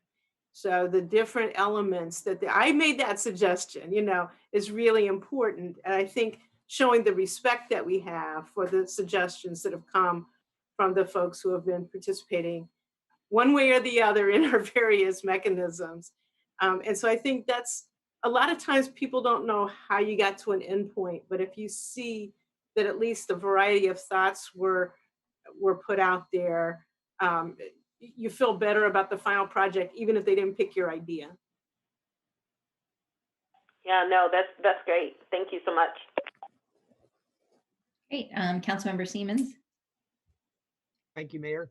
And thank you, Ms. Thomas, for this presentation tonight and for all the thought and concern that you've put into this project and all the work. We really appreciate that. I'm a council member for Ward 4, which includes Maple Avenue and, of course, some of the other streets around there where many of the residents live that you're focusing your attention on. And I'm curious if the survey is completely automated, or are you going to be also sending out paper copies of the survey? We're going to be deploying paper copies as well. So I'll go through kind of the different tools that we're using. So we are going to have, the survey will actually be built as a Google form. So the online version will be a Google form. It'll have a landing page where you'll actually be able to select your language preference and then be able to navigate accordingly to whatever language is your language of choice to participate in the survey. So that's the online version. We will have hard copies available in a couple of different ways. We're going to have, similar to the art contest, we're going to have drop boxes set up at a couple of different locations throughout the city, and we'll leave hard copy versions of the survey at those locations. And so folks can simply go to those locations, grab a hard copy, fill it out, drop it in the Dropbox, and we'll pick up from the Dropbox every few weeks.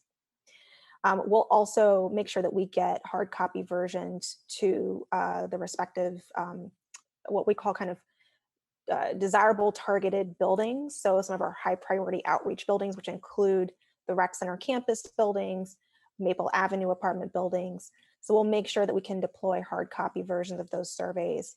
And because we've been able to connect with property managers, we know among those buildings what the language preferences are. And so we can make sure we can get hard copy versions to the property managers for those respective languages. And then again, for folks who missed the mark on, maybe they don't live in one of those buildings, we are also working with the city's newsletter, the monthly newsletter. So we are going to deploy an English hard copy version as part of that newsletter to go out. And then again, we will be using phone and Zoom to help administer the survey as needed. And so we're working through the logistics of how that looks, whether we're going to be doing a phone bank or having a kind of a central number that folks can call for office hours, but we can also set up where we can actually complete the survey just by talking to someone and filling out the information for them on their behalf. So that sounds very good. I thank you for that. My concern is that I know that a significant percentage of the residents in Ward 4 do not have computers or are not computer literate.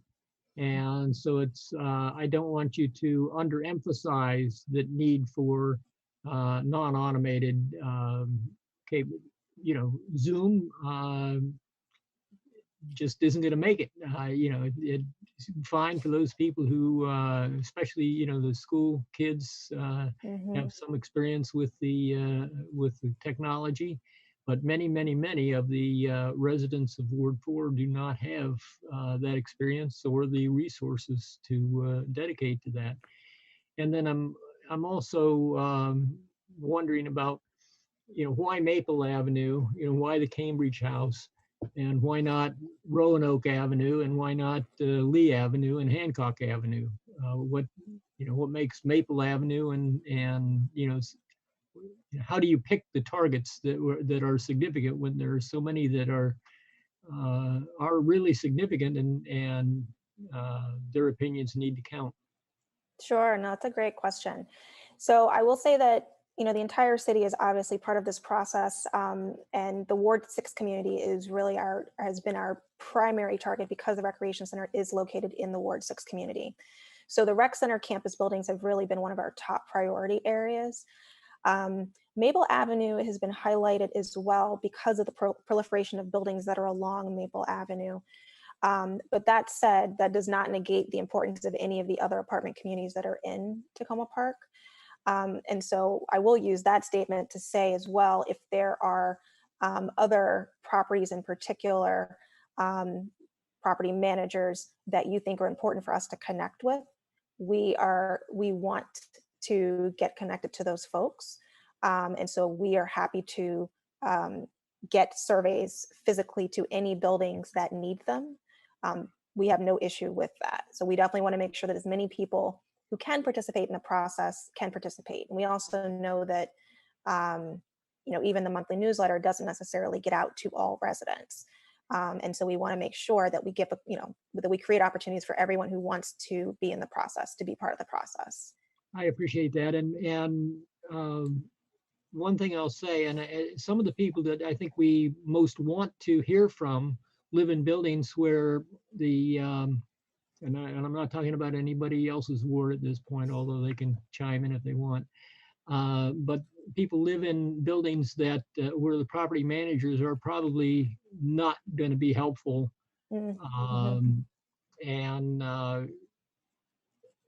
we'll leave it at that. I have a lot of things I could say about that, but so I think that your way to contact those would better be served through the council member for those wards, rather than for the property owners or the managers. No, that's an excellent point. And so again, I use this as an invitation to all of you. You can get my contact information from Samira, but I am happy if you've got, if not property managers, if you know of one or two individual residents who are, maybe they're even self-inducted resident leaders in those communities that are our inroad to those properties, we are happy to get whatever materials those residents need. So if you reach out to me, we will make sure that they get connected to the process. Great, thank you.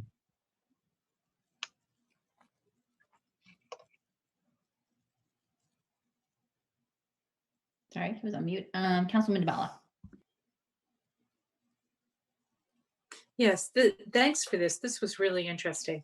And for a whole bunch of reasons, I'm really excited about this project, and I'm really excited about the engagement part of it, and following what you've been doing and loving what I'm hearing. I'm looking forward to the report, as was already discussed, not just what engagement techniques you've used, but what works going forward for this project, but also for other projects, because there's a number of other things going on in the city where the same issues of engagement and outreach have come up. And so that would just be great. And I also had wanted to point out a couple things that Councilmember Searcy too, but specifically Councilmember Siemens had touched on, and one was a question about technology issues that you didn't highlight in your presentation, but we've talked about a little bit since, whether you found that lack of access to and lack of ability with internet and computers has been a barrier in engagement on this issue. And you've already described some of how you're going to deal with that with the survey, but in the overall presentation, you didn't note that. So I was wondering if you didn't find it to be that big an engagement problem for the groups that you've been working with, or what? That's my first of two questions. Go ahead. Sure. So for that question, you're correct. We did not highlight it in the presentation, but the answer is a resounding yes. And I would say that's the case even outside of the city of Tacoma Park. If COVID has shown us anything, it has shown us the reality of the technology divide across this country. And so it's just even more amplified right now. You know, we have been able to get residents from a variety of walks of life, you know, onto Zoom, you know, and in participating in a Zoom meeting, whether that's on video or using a dial-in phone number. But there are also some heavy lifts that are often involved in getting some residents to get in a Zoom meeting, or even to dial the Zoom phone number and then enter the passcode to be able to access the meeting. So absolutely, technology, as wonderful as it can be, there are a lot of folks that are not able to access it, and that is a continued challenge. So my other two questions had to do with outreach to other locations that are close to the rec center but are not in Ward 6. So you addressed that with Councilmember Siemens. There's a few smaller, and by smaller I mean 20, 30, 40 unit apartment complexes that are close to the rec center but not big, with property managers, and not not on your list already. So I can be in touch with you about getting the survey, in one case in Spanish and one case in English and Amharic, to either a building manager or a resident that lives there that would send them out. Perfect. So that's great.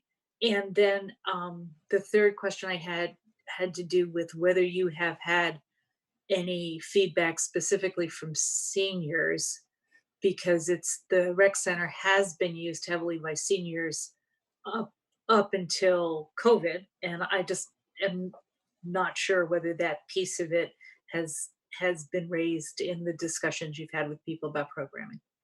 Great question. It absolutely has. In fact, seniors were some of the first people that we heard from in the process. It's how I learned about bone builders classes. I'd never heard of it before until this process, so I learned something new. But no, we've certainly heard from seniors. We have heard obviously about specific programming that may have existed pre-COVID that folks would really like to see come back, as a means of maintaining their own health and wellness. We've also had feedback around a number of seniors are also active in other community groups, community organizations. And so the theme of communal meeting space, having some other meeting space options aside from what's currently available, given that there are so many meetings and organizations that happen in Tacoma Park, and space can often be at a premium. So we've definitely heard from a variety of seniors, and some of the questions that we've captured in the survey, once it's publicly released, a number of the choices were actually some key choices that were brought up by senior residents.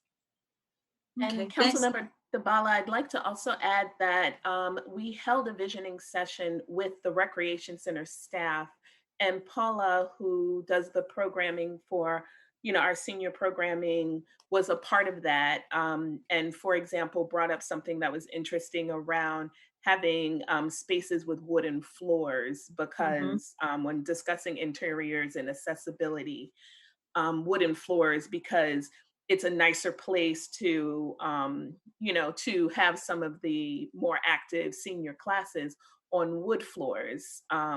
And normally we think of wooden floors and things like that around dance studios and et cetera, but we definitely had representation from the rec staff around senior programming as well.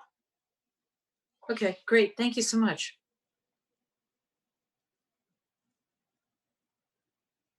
I'm on mute again, sorry. Terrific. Let's see, I don't see any other hands. I think a lot has been raised. I won't reiterate it. One of the things that I know I discussed with Ms. Cook-Gaines was when we did the some of the community engagement, the Zoom calls and talk to people.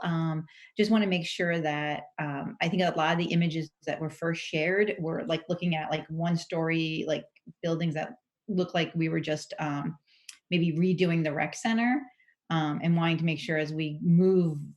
I know that was feedback we provided, and just kind of want to reiterate to make sure that as we're moving into the survey, people are really thinking about like overall the space. And I think Ms. Thomas, you mentioned this before, and not just sort of a renovation of that space there. Because we don't want to like people to think small or to limit what they're thinking. We also, as Councilman Searcy said, want to make sure people understand the development process and also have realistic expectations for what can fit there. So, but thank you so much for joining us, and we look forward to seeing the survey and helping get it out there and talking to people about it. Wonderful. Thank you. Great. Thank you so much. All right. Let's see. Our next work session is on our council priorities. And just as an intro for folks who are just tuning in, we've been working on this probably almost, I guess, 3 weeks now, or maybe even longer than that. The document that we are working off of, our core priorities document, has been created over the years. And we start with our basic, at the moment, we have 5 core priorities, underneath those goals, and then underneath those goals, strategies for meeting our desired outcomes. This document we use each year. We meet to update it and think about what we want our core priorities to be as we move forward into the year.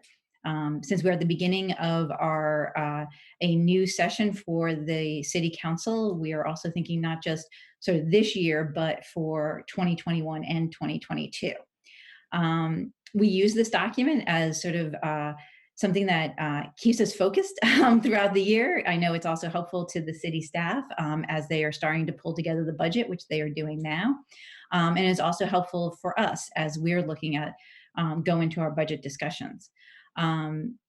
As we look at this, I think it was Councilman Dabala said last week, or one of the weeks we were looking at it, this is not necessarily a document that lays out all our programs and what we want to do, but rather looks at what are our big picture, our strategies we want to focus on, and helping us establish those. So I think we have actually 2 documents. So we have our 2021-2022 priorities document, that core document.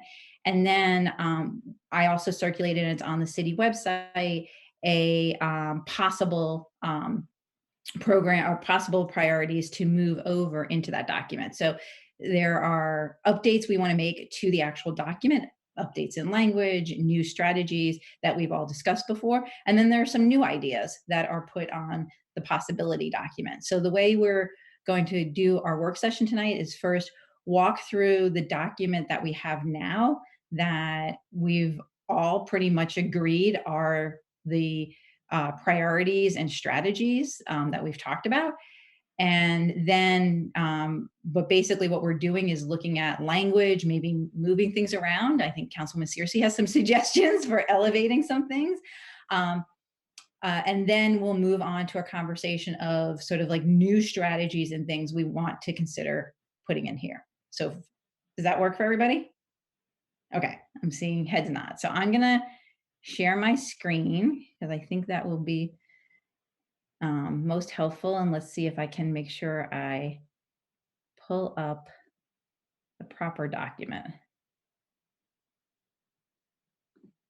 I have a lot of documents open, and I believe this is the correct. No, I can't find it. Okay. Yes, here's the correct one. This is the one that is up on the city website. And just to let you know what all the different colors are, the yellow is language that is brand new in this document from what we had prior to it, our earlier council priorities. And the sort of bluish color, greenish blue color, I think you would call it, those are changes that we've made since our last work session last week. Okay, so just real quick before I open it up to suggestions to review for folks who might be just tuning in, the 5 core priorities are a livable community for all. And underneath there, you can see we have listed some of our core goals. Right now, we have COVID-19 response and recovery, housing, food insecurity, identifying programming needs, defending our sanctuary city status, transportation planning, and our racial equity work. Then our next priority is fiscally sustainable government. And you'll see under that, we have 4 goals, 4 goals, I was right. And then we have environmentally sustainable community. Under that are 3 goals that match with the sustainability and climate change work that we've been doing over the last year. Our fourth priority is engage responsive service-oriented government. You see here, we have a number of, we have 6 goals under that, everything from hiring and onboarding a new city manager to continuing the work on our committee structures. Then we have our community development for an improved and equitable quality of life. And then the document goes into breaking down each of the goals and strategies underneath that. Before we get into that, I just want to stay on this first page with our 5 core priorities and goals underneath it. And first open it up to see if anyone has any changes they want to suggest to this front page, to our 5 core goals, our 5 core priorities and goals. And Councilwoman Searcy, do you want to kick us off? Because I know you had something. I was trying to stick with the rules and raise my hand. So I feel very strongly, although I understand the rationale of having COVID response and recovery as a goal under having a livable community for all. I think that the prominence of our efforts as it relates to COVID-19 warrants it becoming its own priority. And there's a couple of reasons why I think that way. A lot of the work that we're doing in response to COVID require a lot of emergency assistance that includes things like, housing, rent, mortgage support, childcare, helping people who are unemployed as a result of the pandemic, as well as a lot of business support in terms of health and safety initiatives and things of that nature. But I think by having COVID under a livable community for all as a priority, as a goal instead of a priority, it does lead to some conflation of what we would need to do in order to get our community, I like to call it back to normal, right? The goal of a lot of the emergency work is to get people to normal, right? But we also know that we have a number of people in our community where their normal is subpar, right? And so the things that would need to happen in order to make sure that we establish a new normal for a number of our residents would be captured under a livable community for all, right? So, and that's why, for example, food insecurity. Yes, we're doing emergency food supply, but we have a longer term issue in terms of addressing food insecurity in our city, and it requires more work. So my question for the council is, would you all be willing to create a 6th priority, if you will, entitled Mitigate the Impact of COVID-19 on the Community? And I'm just going to plop in here language that Councilwoman Searcy did share with council, so you can see it and everyone else can see it. So basically that would be we would pull out this paragraph here and create another priority. So we would have 6 overall priorities with these 2 goals underneath. Let's see, I see Councilmember Smith. I would support Councilmember Searcy's proposal. I think it is time that we focus as a council on COVID-19, not just what we're doing today, but look at what is going to happen in our community next 5 years from now, because our many of our residents that are impacted, things are not going to get back to normal for them for years. So yes, I think it's a good idea that we make this as a separate priority for the council and the community. Great. Councilmember Kovar.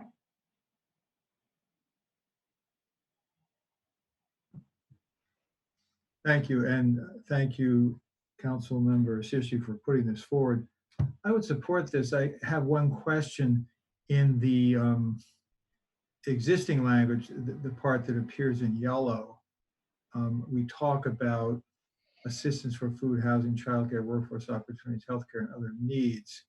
And in what you drafted here for the first bullet point, it doesn't mention those things. And so I'm just curious, the business language is pretty much the same.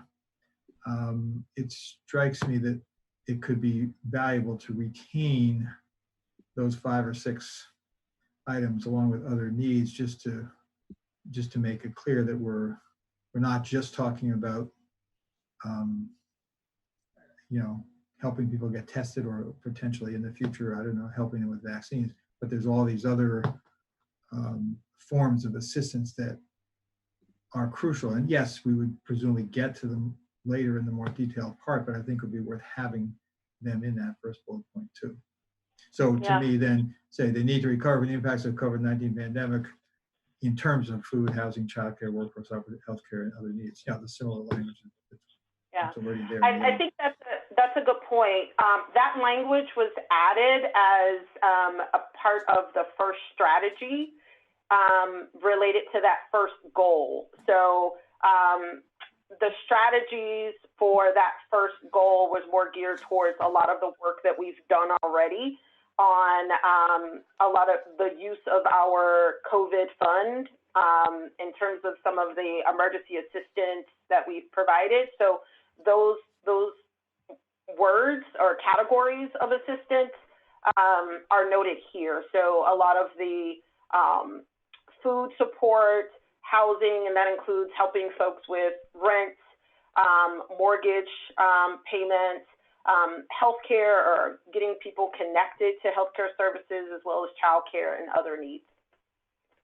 Mm-hmm. So I just to jump in, I think Councilmember Kovar, I just put up here additional information that Councilman Searcy shared that shows that under each of the strategies, we have all of those named. So that we didn't lose them. It's just that they're now in the strategy piece. So that would all, and so like under ensure residents have access to emergency assistance they need to recover. You see the 4 strategies there. And then the small business, the 3 strategies under that. Although I wonder whether, I don't want to carry this discussion on longer than it should be, but could there be more specificity in terms of like helping with eviction and things like that? Because we don't really highlight, all it says is, housing, and doesn't say what that would be, with the exception of the condo piece. So,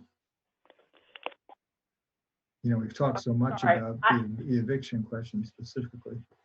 Yeah, I toyed around with thinking about whether or not to replace housing with something more specific. So if you have, specific wording in mind, I know we talk about evictions and moratoriums and things as part of I believe our housing strategy that was, I believe, under deliverable community for all. But we could play around with the housing wording to incorporate more specific language in terms of evictions and to prevent evictions and the like. And I think we do have one that we could move that actually specifically talked about evictions because of COVID that we could move up there. Yeah, I didn't want you to kill me because I was trying to move everything. Yeah, I don't mean to slow it down, because I think I do agree with the idea of making it COVID response more prominent. Here we have it right here, exploring how best to address housing needs due to the impact of COVID-19 with a focus on. So with this one, we can just, we could leave it there. Either one is fine. Well, I think it's helpful to, I think and not to speak for Councilwoman Searcy, but I think her goal was to take all the COVID-19 and pandemic related strategies and move them into that one category. Okay. So I think it would be good to have that one up there. Yeah, so I can, in making the edits, if I hear no objections, why don't, just in terms of moving us along, because we have a lot to get through, unless somebody wants to object, we're going to add the COVID-19 as our first priority. And then there are no new strategies. I think that Councilman Searcy is, but we can look at that when we get down there. proposing, but then move in the document anything specific to COVID-19 would then fall under that. So we would take it out of here. Are folks, Councilman Costick, I see your hand up. Yeah, I think it's a good idea to create the additional category and focus on COVID-19.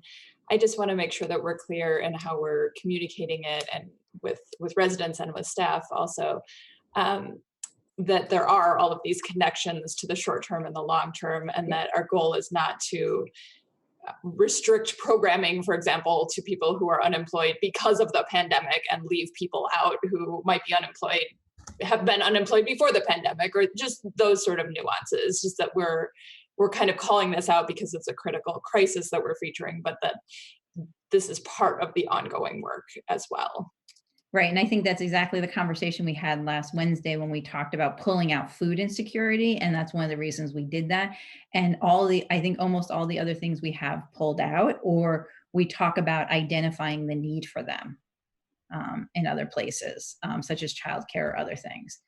But for example, like workforce development, we had talked about in 2 places, one under COVID, but then also doing workforce development work regardless of COVID.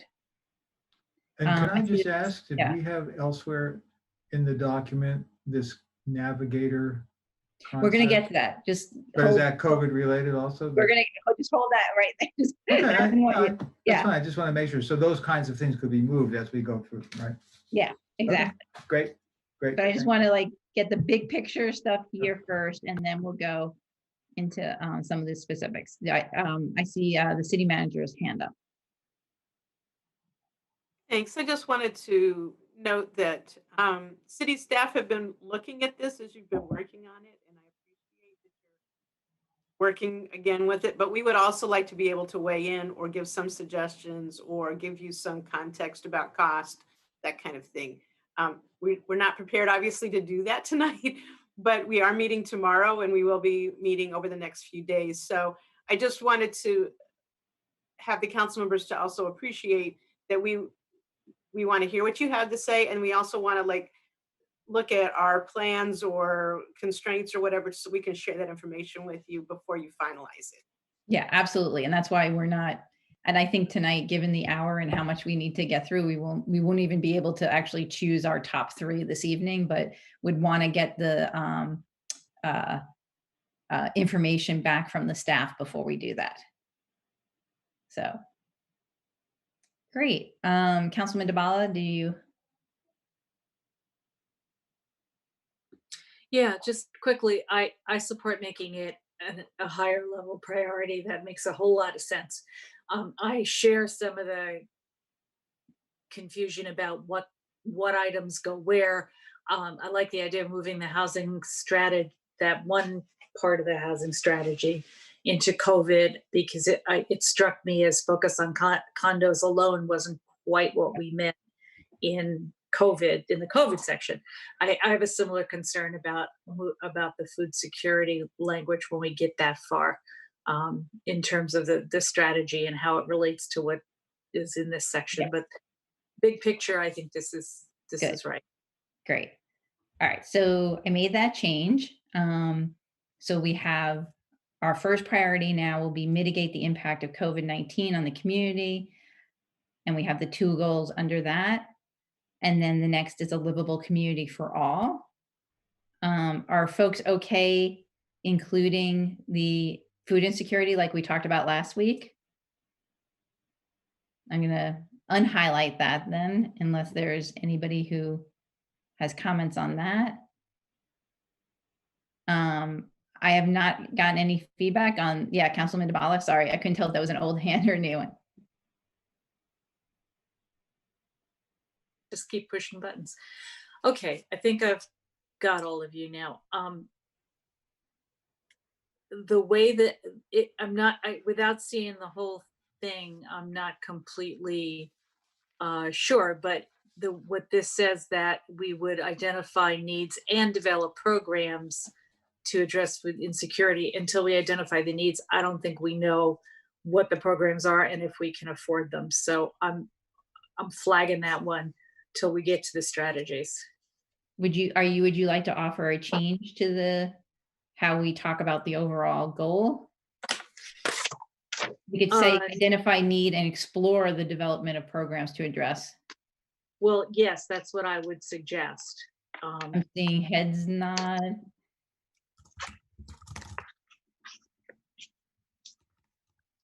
Okay. I think that is also in the spirit of how we've been looking at other things. So I think that's a good catch. I'll just highlight that to make sure we make the change below. What color haven't I used yet? So yeah, so we'll make, and again, talking about before how we talk about not just establishing new programs without thinking about exploring what's feasible, how we're working with the county and other things. All right. In the next And bullet, can I ask a question?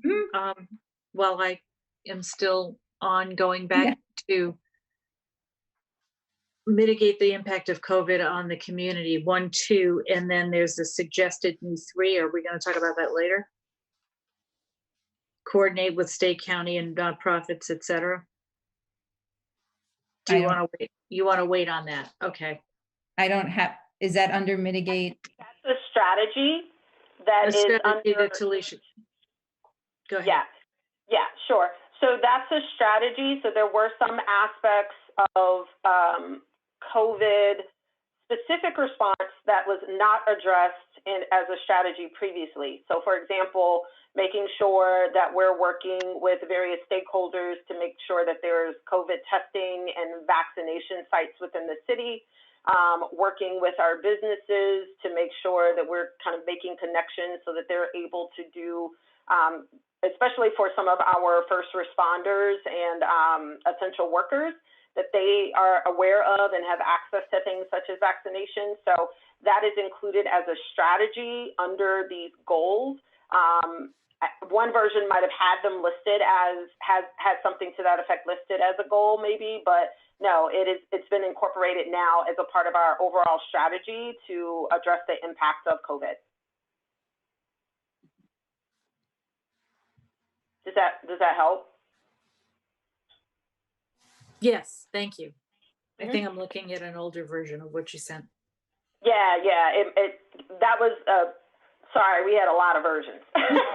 We've had a lot of versions of a lot of things. Yeah, this is not the only place. Thank you for clarifying that, Councilman Searcy. No problem. Cool. All right. So, and I haven't heard any conversations, so I'm just going to update the language in the suggestions in the next bullet.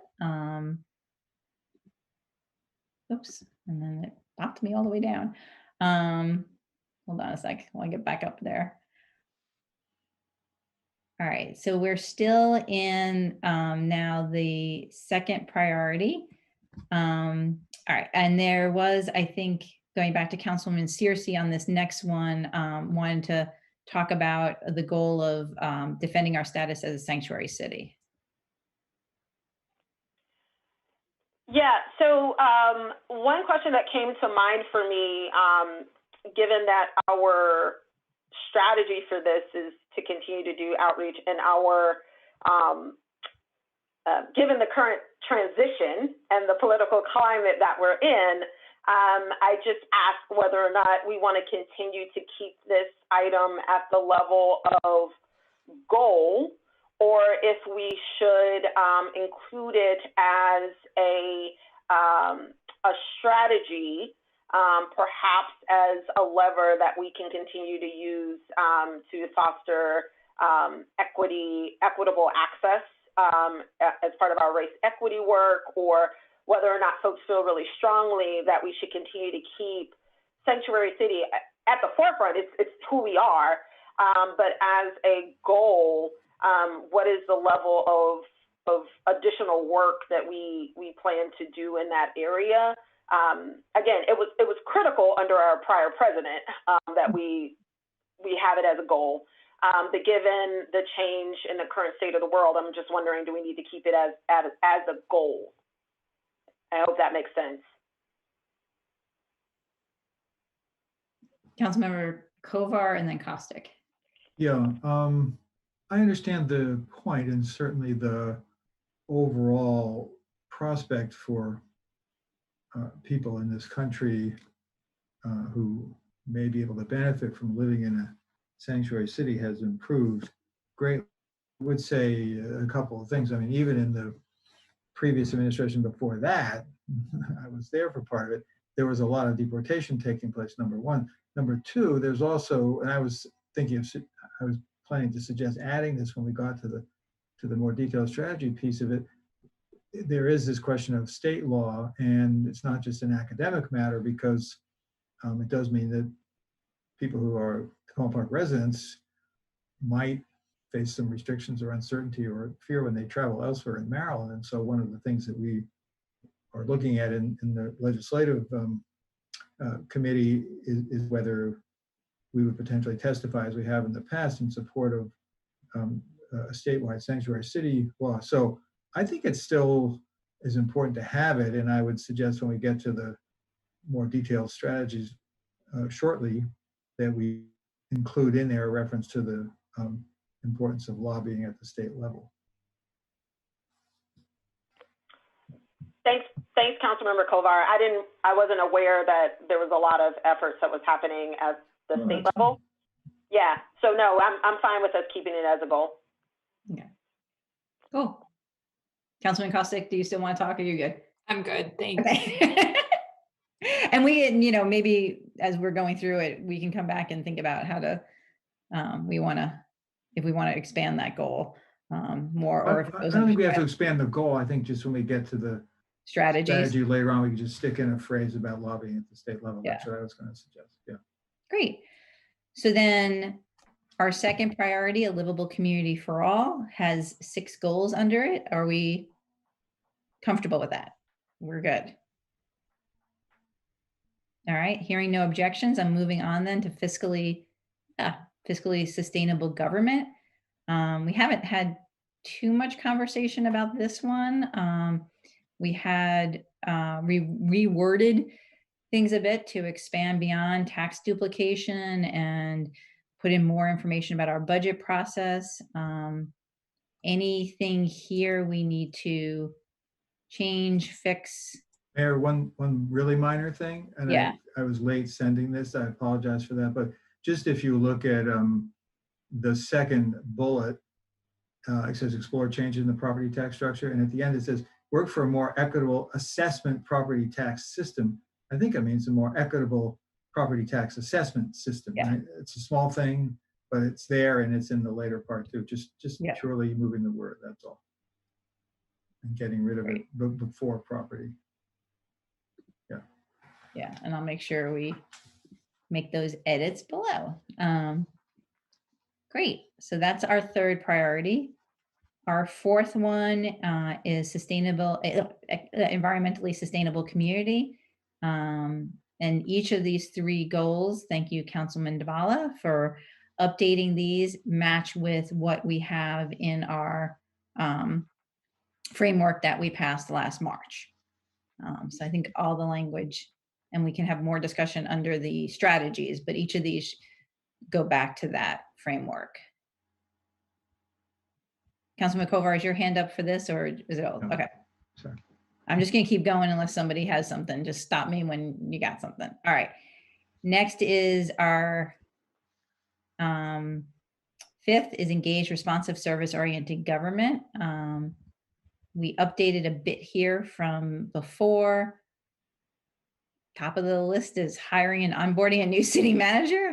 Hopefully by the time we do this next time, that'll be taken off. And added some different language here as well regarding city communication with residents. Any comments on the top 3? Are those all good? What does culturally appropriate initiatives? What does that mean? So culturally appropriate initiatives would mean understanding, like actually having Brick and Story here right before, I think was a great example of thinking about when we engage with different communities. It's paying attention to different cultural norms, understanding, like some examples are, thinking about religious holidays and when you would engage with people, or things like so. It's in addition to thinking about not just language. Sometimes people, when they're doing community engagement, the sort of the easy threshold thing is to think about translating things into different languages, and then going further is actually thinking about what is culturally appropriate. How do you like in different people's cultures, like what is the best way to engage with them? I don't know if anyone else would like to expand on culturally appropriate. No, I think that's spot on. I mean, I did add just improve city communications with, and that should probably be residents with the S. Oh, yeah. More generally, because I do think that we need both. I think that we need some improvements to our, at the core, our engagement strategies and things like the website and just a whole bunch of things that we currently do that could be improved, that would facilitate engagement, as well as coming up with some of these alternative approaches, like, for example, what Brick and Story is doing with some of their outreach. So that's my interpretation of what's here. I will argue that it is a long goal and has a lot of words, and we may want to streamline it a little bit. But that was my read.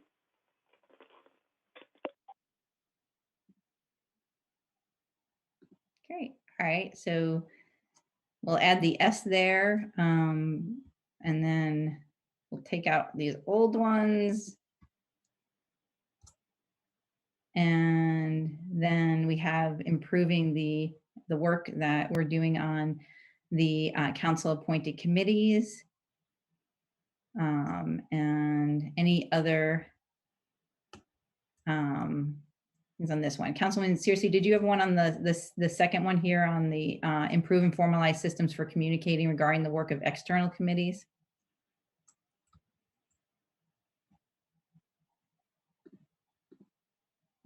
This one. So, okay, I will say, I think I just had more of a question for that one. And it's a question for my colleagues, because it seemed as if this was a goal that was directed more towards us and how we are communicating with one another about some of our external committees. So I just wanted to confirm that that is the intent, and that we are going to be working on ways to do this. Or have I totally misread this? No, I think I was one of the people who suggested this, and really it is for us. And I don't think it would be that hard, but for example, the Metropolitan Washington Air Quality Committee that I serve on has a meeting coming up fairly soon this month. And to me, the question is, do I just kind of go there and that's it, and maybe report back when I return? Or should we decide I ought to make sure I tell you all a week in advance, and maybe just make sure I report back on anything significant afterwards? I don't think it'll be that hard. It could be one of these strategies that we actually check off when we come up with it and solve it really quickly. But it is meant to just ensure that we communicate. And, part of the thing is when we're at those meetings, to what degree is it just whatever we feel like doing, or to what degree is, well, we're actually representing the council, so we ought to keep in mind the rest of these priorities and other things that are happening here in the city when we do it. So it would require a little bit of conversation, but I don't think it's a huge challenging thing compared to some of the other topics we're taking on here. That's my read of it anyway. Okay. Councilman Dabala?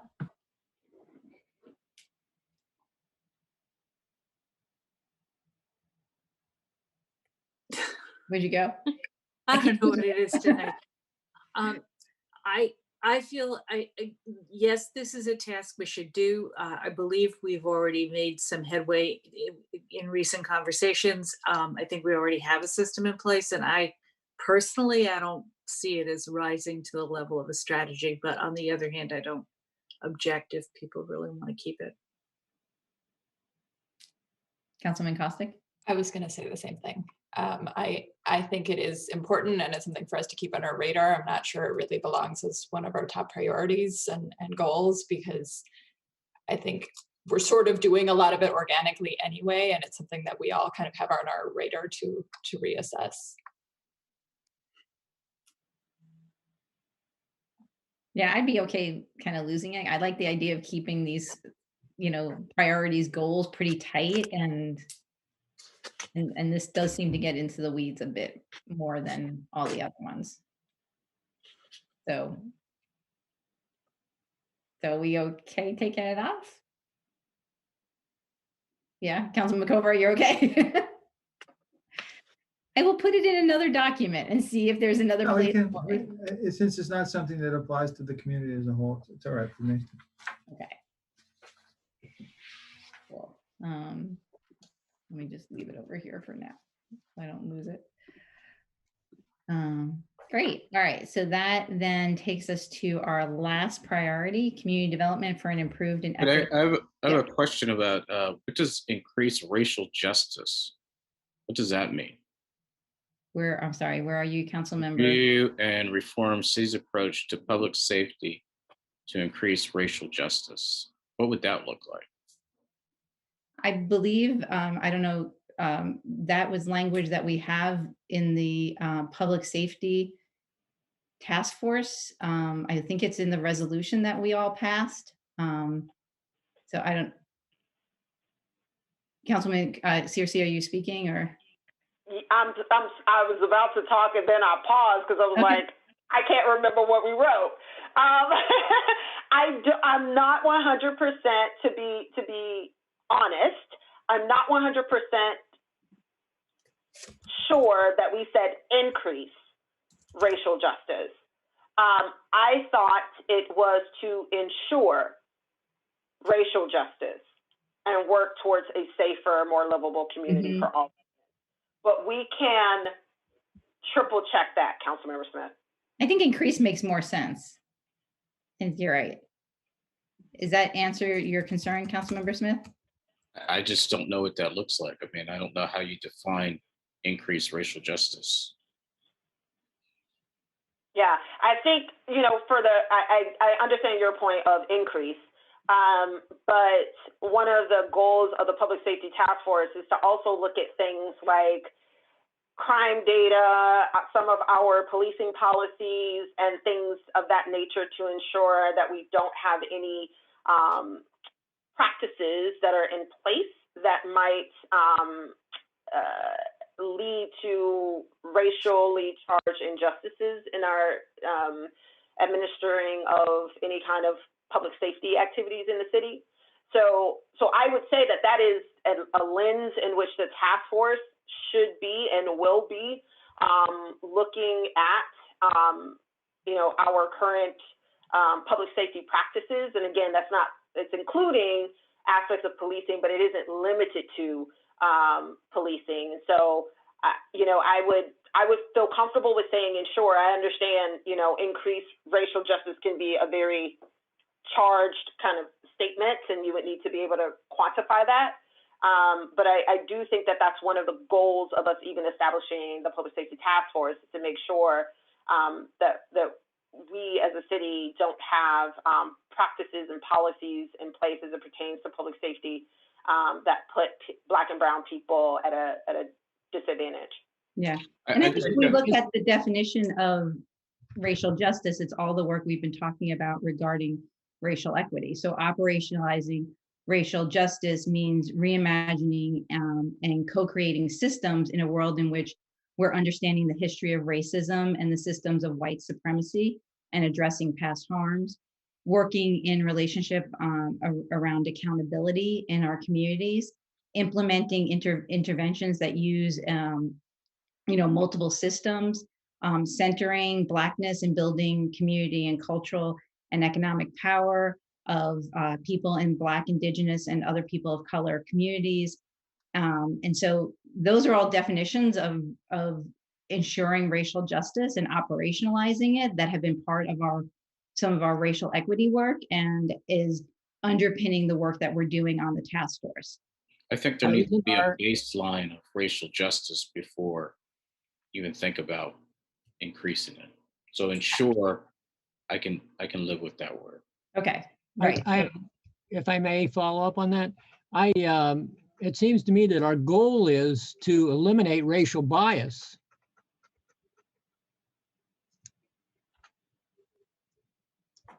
Yes, and we have, as we've been doing our racial equity work, and a lot of the work around racial equity is to also talk about the goal you're working towards and put it in the, aspirational and the goal that we want to create for the community we want to create versus just undoing of past harms, because it's actually more than that. It's going beyond, I would argue it's going beyond just getting rid of bias. What we actually want to do is repair and put in place better systems to assure racial justice and equity. So it's not just the removal of bias. I would argue with you, but I think it's probably more wordsmithing than we need for tonight. Okay. Okay, so we're good with ensure? All right, so then community development for an improved equitable quality of life. There were no changes there, I think, under our core goals. So just to recap, so folks have a chance, we've added the COVID as a priority and the goals under that. And then we have a livable community for all, and we have 6 goals under there. Fiscally sustainable government, and we have 4 goals under that. Environmentally sustainable community, and we have 3 goals under that. Engaged, responsive, service-oriented government, and we have the 5 goals under there. And community development for improved and equitable quality of life. So those are our overarching priorities and goals. Seeing we're okay with those, we can move on then to, so now we're going to add, this is going to actually become 2, and I'm going to go to Councilman Searcy's document if I can find it in all my documents I have open right now. And I can pull in the goals and strategies under here. Bear with me for a second.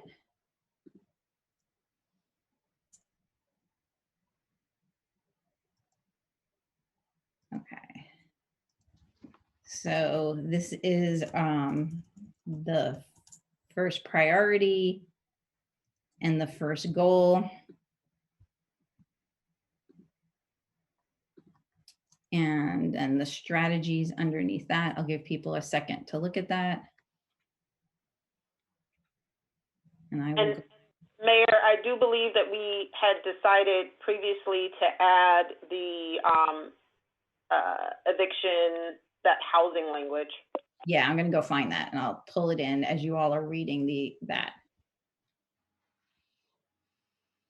I think that, we should add like a tactics bullet so that we can actually say what we want to see from these strategies. Because, right now it's a ciscondo communities who face unique public health challenges. So, I think it'd be good if we could add a tactic that says that the way we are going to do that, or the way we suggest staff actually try to accomplish that strategy.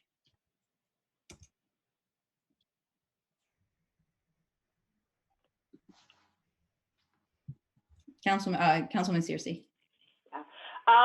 So, Councilmember Smith, I struggled to not want to come up with direct programmatic recommendations of how to address some of the strategies that we have listed.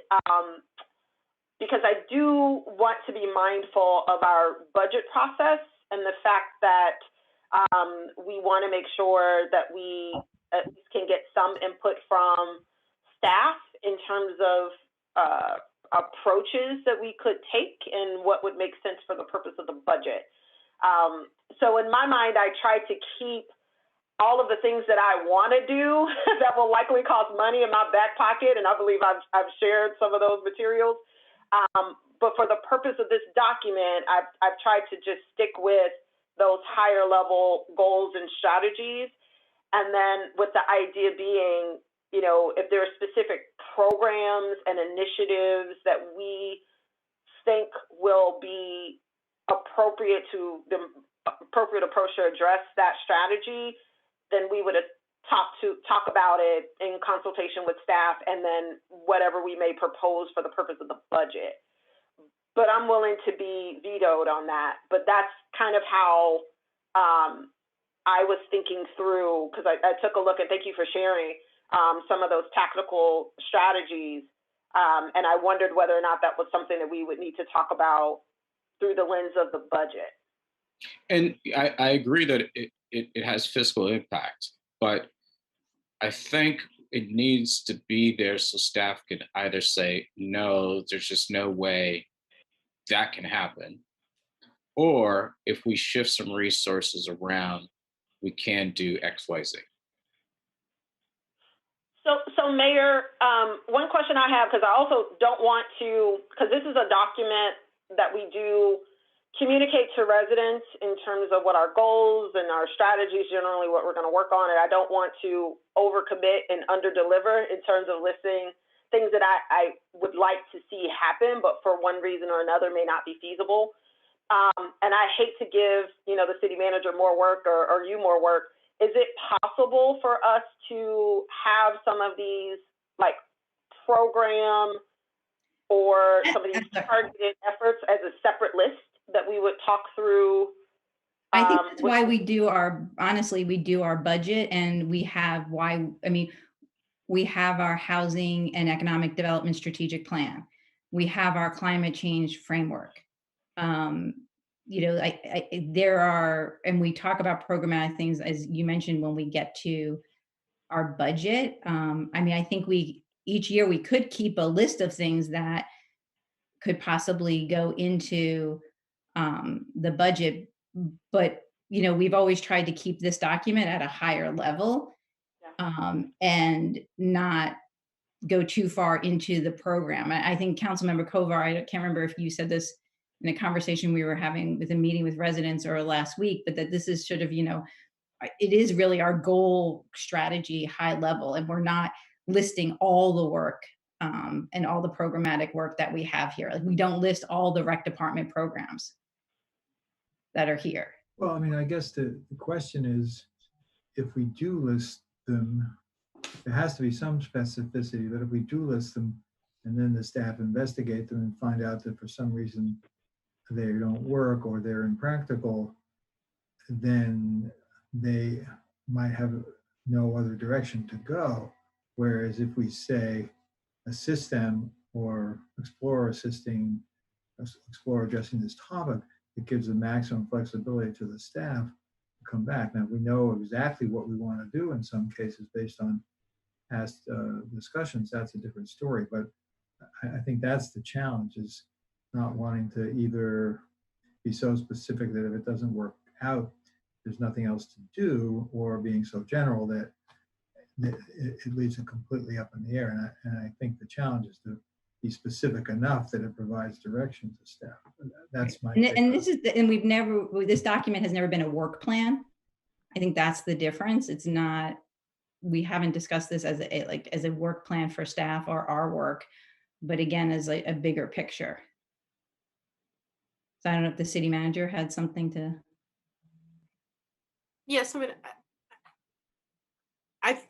my preference is that you don't put the details in this document, but I want to know what your suggestions are, and that's part of what we either do kind of as part of these general discussions and hear what your ideas are and the tactics or whatever term you want to use for that. But also as part of the budget prep process, I meet with each council member individually. I talk with you in groups to find out what do you want to see in terms of actual ways of implementing the budget before you get into the real discussions where you have to weigh the differences in the prices and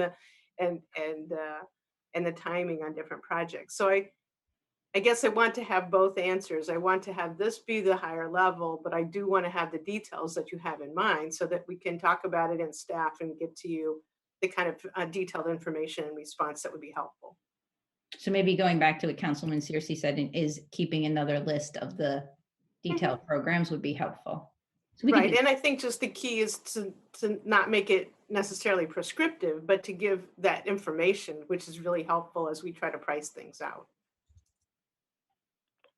And I will say it might be helpful, if we are able to share our list. I think some of the things that we've already proposed are more tactical and kind of programmatic in nature, because it would be helpful to see if my colleagues are also proposing similar types of efforts, because then that would really help with understanding, how much of a priority a particular item is for staff to address. So I don't know the best way to do that, and I know we don't have time to do it tonight, but it might be something that we want to think about and prep for future budget conversations.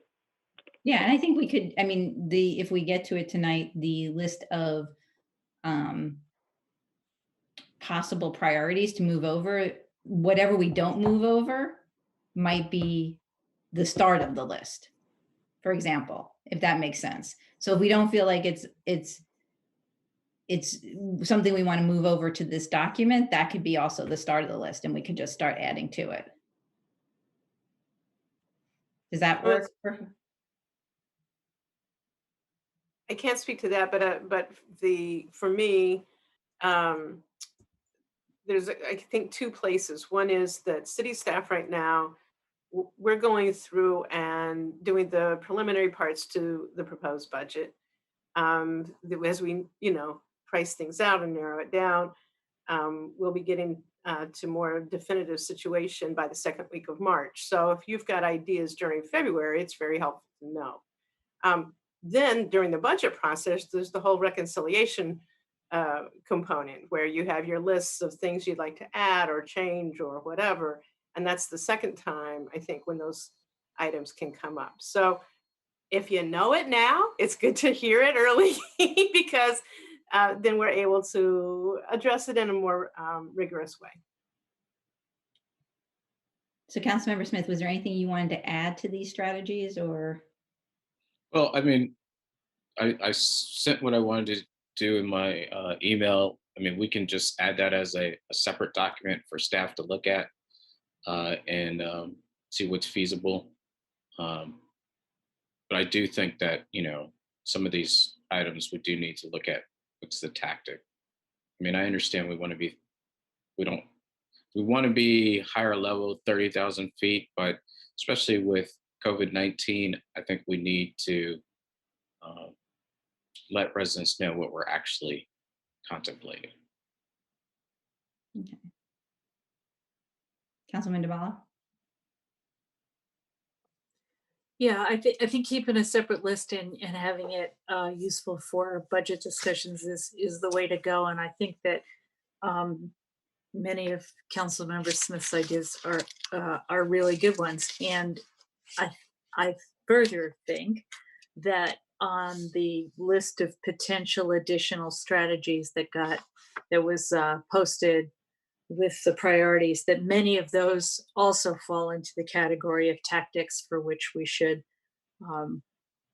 have budget implications and should be looked at that way rather than the higher level strategies. Thank you. All right, anything else on this section? So this is the mitigate the impact of COVID-19 on the community. we have the goal, ensure residents have access to emergency assistance they need. And then we have 5 strategies underneath that. The second goal here was support to our small businesses. And there's 3 strategies underneath that. Excuse me, can we back up a second? Mhm. Because in all of that, I lost the thread of the bullet on addressing housing needs and the assisting condo communities, and whether we need them as separate bullets or whether they are 2 faces of the same thing, or 3: the Councilwoman, eviction, I'll let you. the mortgage, and the condo issues. Yeah, and so the condo communities issue, at least for the condo communities in my ward, is more from the added expense of some of the public health needs that they have to take in order to allow people to safely enter and exit the building. Condo communities are in this weird place where they are not considered like rentals, so there's some monies and requirements there, but they're not single-family homeowners. So that's the idea. I think we could add condos to that, to your point, and kind of merge them. And maybe it is, explore how best to address housing needs due to COVID with a focus on eviction and residents and landlords. Ooh, that's a lot. Yeah, there's some commas missing, but the point being to focus on the different types of housing needs that have emerged in this COVID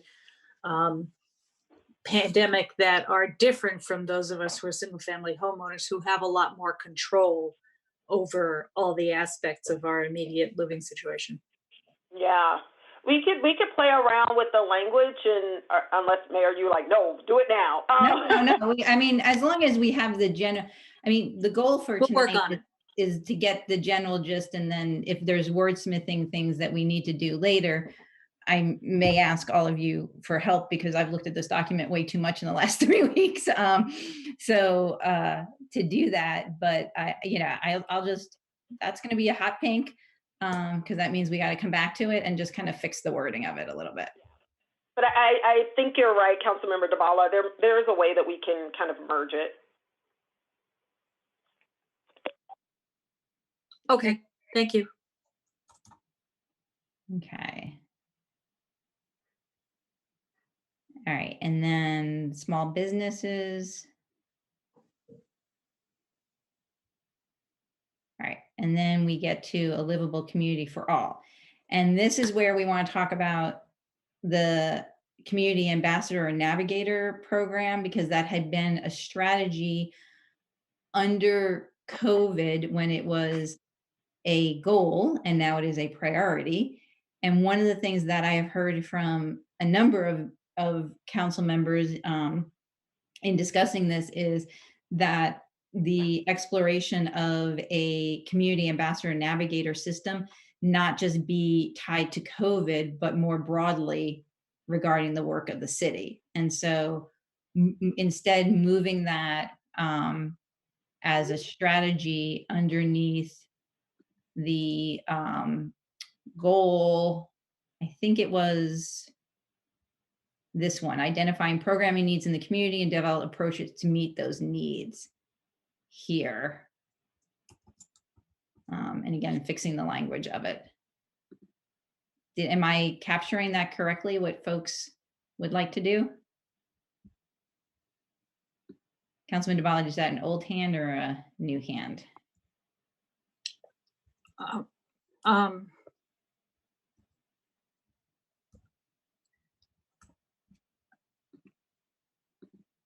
I'm sorry. So many. The one that you have on the screen is the one that you want us to focus on right now. I was looking down at the paper, which was a different version. Oh, okay. No, the question was I've heard from a number of people on the council that they would like the community ambassador or navigator program to be not just tied to COVID, Mhm. something that we look at more broadly. Yeah, I agree. And I I think the didn't want to. suggestion, I think Councilman Searcy had suggested moving it under this goal, identifying program needs in the community. So it fit here. So I was just going to move that down. If Okay. we're okay with it, and fix the language of it so that we took out the COVID specific stuff.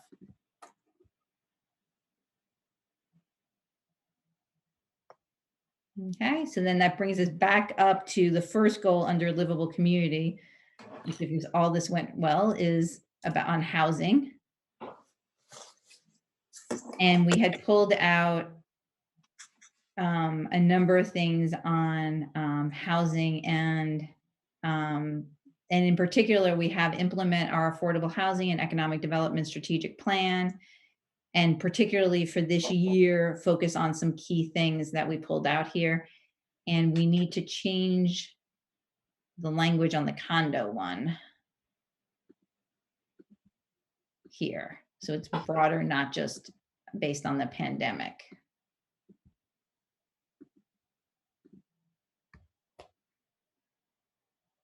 That makes sense to everybody?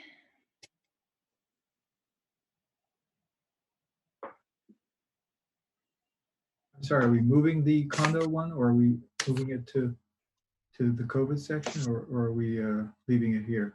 We're gonna leave it here and change the language so it's broader. So it's Okay. not just Pandemic specific. pandemic specific, yeah. Yeah, okay.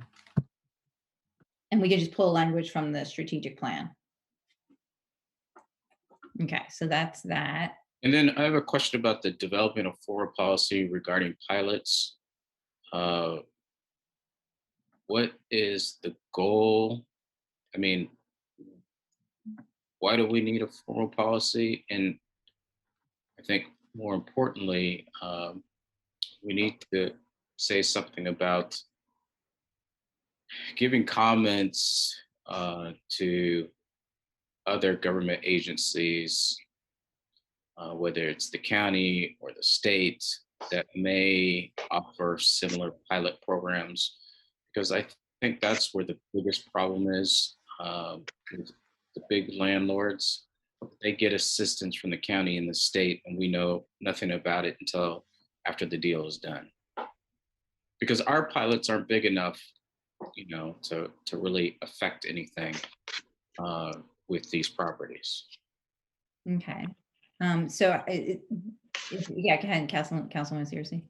Yeah, so that was one of the first recommendations in our housing and economic strategic plan document. So you're absolutely right, Councilmember Smith. It's building those collaborations with the county and the state in terms of the pilots that they are administering, and so we're aware of them. But it's also about the fact that we, as a city, don't have an internal process for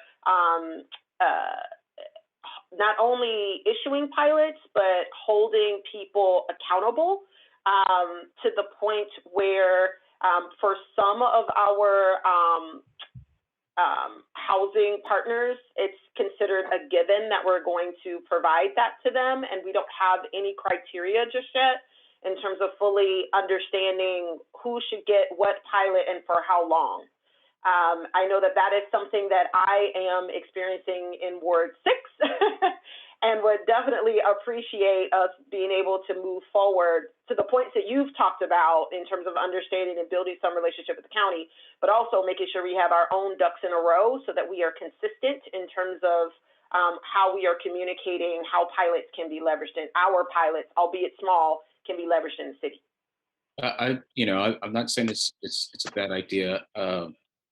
I just think that establishing the criteria is great, but also making sure that the landlords give us something, right? Not just, making sure that the rents stay within, a certain level, but they provide some quality of life amenity for the residents, whether it's a community room, whether it's, renovating the lobby, something.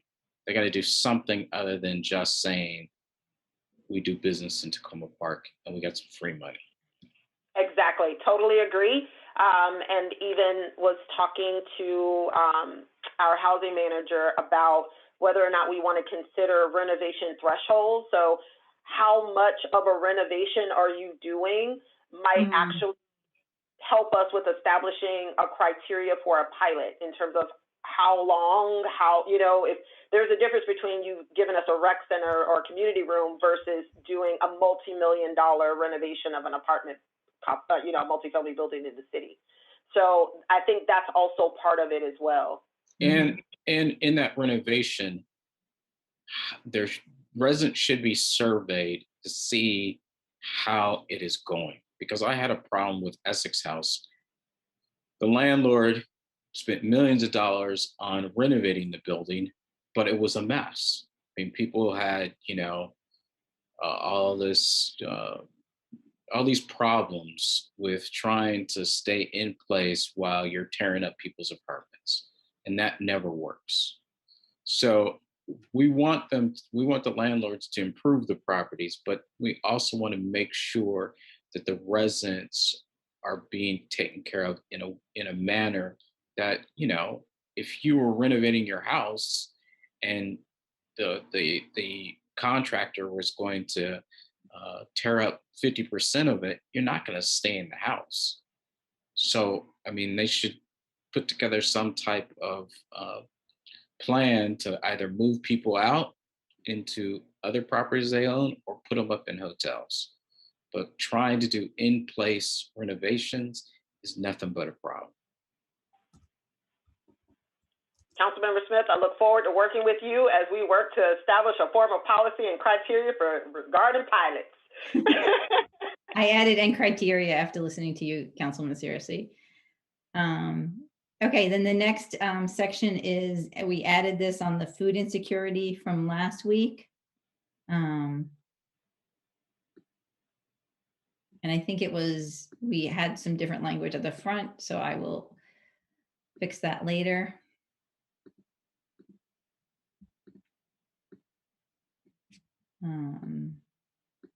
I know some folks have some ideas here on the other list. But this looked good.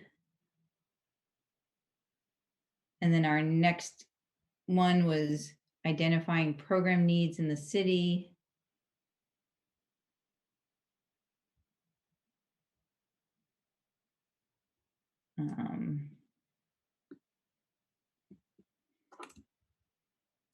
Anything here folks want to change and I'll fix the language on.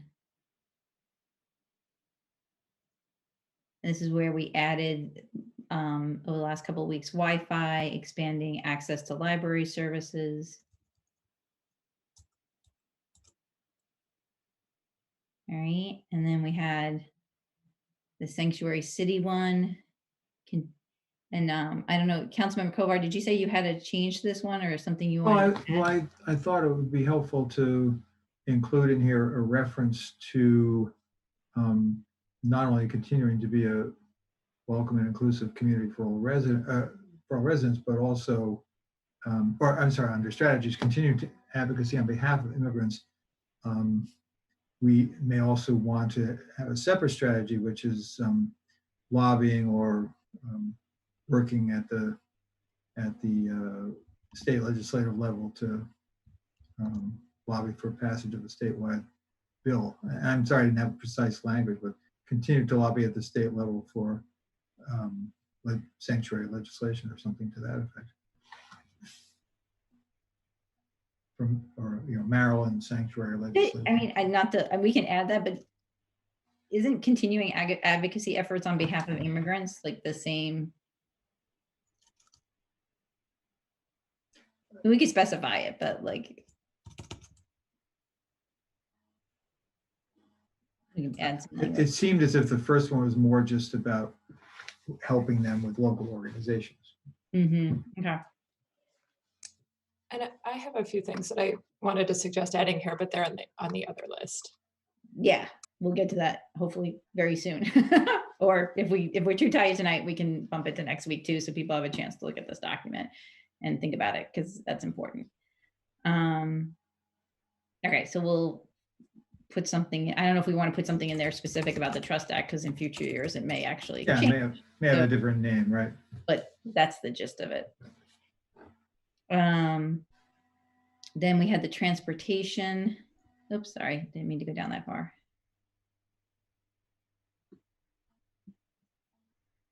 I don't think I've heard any changes here.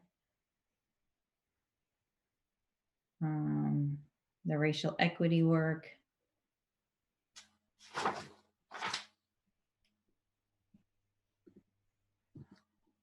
Oops.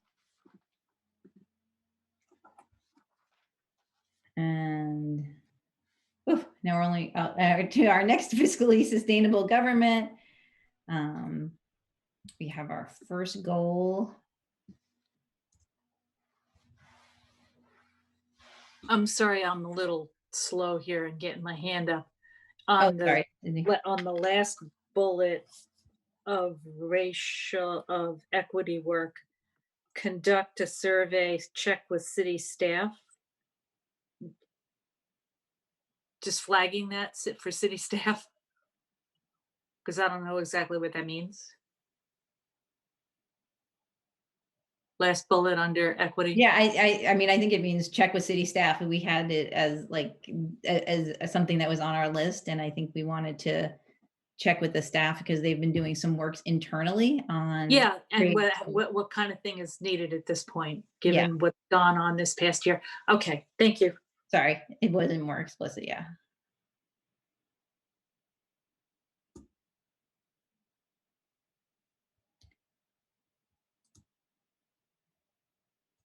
All right. And then the next one talks about the property tax structure.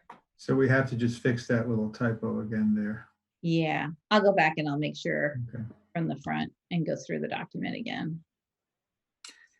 And on property taxes, I don't think we need to lay out all the options in here in the strategy, but I've heard from some people who want to, just a comment, and I've heard from some people who want to make sure that tax deferrals is one of the options that we're looking at, and yes, it is. And also just on, Mayor, just go back if you could for a quick moment. Right there under strategies, it says to ensure and equitable approach as opposed to an equitable approach, not Yeah. to, just while we're here. So you gotta get rid of and. Oh yeah, sorry. I just added it. Thank you. So on the budget, I had a question. The one Yeah. thing that struck me might be missing here was, can we do and are we going to do some of these things with respect to this upcoming budget cycle? Because otherwise, I could imagine some of these things, we could work on them over, over the next year or whatever.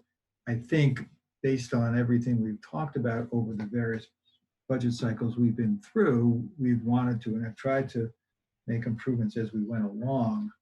Is there a way that we can say we want to see some of these things done this year, in this cycle, for the budget we'll be considering starting in April? So to answer that, obviously we try to improve every year. We've certainly heard the council about things it wants to see. We're, fortunate to have a new assistant who may be able to help us communicate the information even in a more clearer way. If you just look at the past couple budgets, you'll see market improvements every time, and we've won 2 awards for that. Doesn't mean we get everything that you want each year, but we want to make you happy with this. So it's our goal every time to get this better.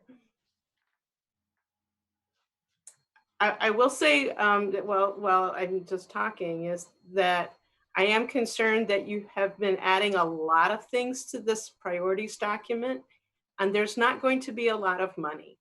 So as you're thinking about these things, the more that you can focus it and the more that you can think about what might not happen in this first year, but can be stretched out a bit would be useful.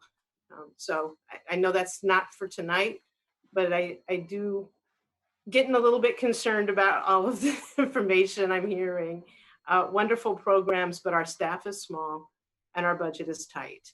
And so part of the whole purpose of the priority setting is to provide the focus that we need to make those, to make the best advances in the most key places. Well, I would just suggest maybe having the goal be explore and have continue to build on improvements in the budget process, presentation of budget information, and communication to residents, including in the current year budget cycle. Where are you, Councilmember Kovar? Sorry. Under where the goal says continue to build on improvements in the budget process. At the after residents, say communication to residents, including in the current budget cycle. Does that make sense though? Because we do this as our 2021, 2022 priorities. Well, I don't know how you, I mean, if I'm just the answer- asking. I mean, I guess the big question is, do these things that we're talking about here, if they do apply to, or are going to be applied, the notion of continuing to make improvements are going to be applied to this budget cycle, then it's helpful to say it. We could say it anywhere, but I mean, I guess I feel like that would go in our resolution that we usually have to adopt these and the things that we're going to focus on in the year ahead. I don't know. I don't know how other people feel about.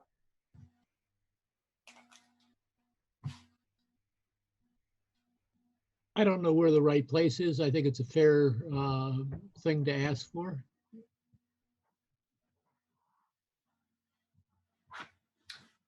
well, I could suggest something for the final document before we vote on it, so we don't get, so we can continue moving on. All right, if we ever get the priorities document this I know, year. I know. I just want to Oh, sorry. mention that we need to change Nuclear Free and SunTrust. I believe their name is changed to Truist. Okay, So- thank you. All right. Thanks.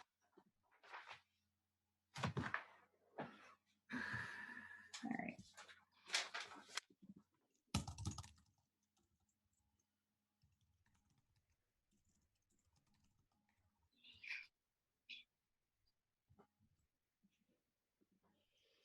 Okay, environmentally sustainable community.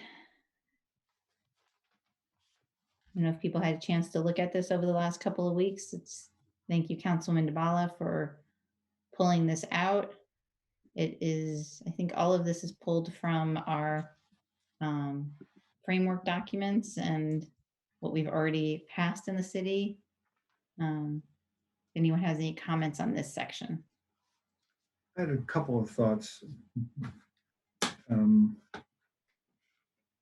the first one, which is climate change mitigation, there are 4 bullet points. And the fourth one says integrate city climate goals and strategies with other city policies and programs. And we said such as urban forest and housing and economic development. I think says such as, so obviously those aren't the only ones. I would want the staff to understand that all these different plans, the urban forest plan, the climate plan, the housing development plan, I think we've talked about and racial equity and also the open space, public space management plan when we get to it, all those are interwoven with each other. So I wouldn't want the fact that only those 2 are mentioned to imply that the others weren't also meant to be interwoven. Let's just put it that way. I don't think we have to mention them all here, but the such as should be interpreted broadly, I guess is what I would say. Yeah. Cool. Anything else in this section? A little further down, I just had a couple of thoughts. Yeah. So in the one on managing natural resources sustainably, and this is something that was pointed out, the mayor and I were on a phone call earlier today. A couple of things. First of all, in the outcome, it says no net loss of urban forest canopy citywide, more equitably distributed tree canopy over time, and improved maintenance of mature trees citywide. And then when you, under the outcome, and the one thing that's mentioned in the strategies and not in the outcome is increased biodiversity. And so I was just going to suggest that in the outcome there, we would include increased biodiversity. Do you have a suggestion where to go? Where does it go? It could be anywhere, but so we could say no net loss of urban forest canopy citywide, more equitably distributed tree canopy over time, increased biodiversity, and improved maintenance of mature trees citywide. But it could be anywhere in there. It's really just picking up what's up above and not leaving it out in the outcomes. Are people okay with that, since it's just picking it up from, you're talking about right up here? And also picking it up from literally from the resolution. Cool. And then I just had one other question regarding trees, and I maybe my colleague, Councilmember DeBala could offer her thoughts on this too. One of the things that we talked about in all the work we did on the trees was there were these three components. There was reforming the ordinance, passing the resolution on urban tree policies and tree canopy, and then working to improve outreach and education. And certainly the idea of improving outreach and education, on tree health and maintenance, that's in the resolution. And it's, so I think it would be part of the multi-year tree plan.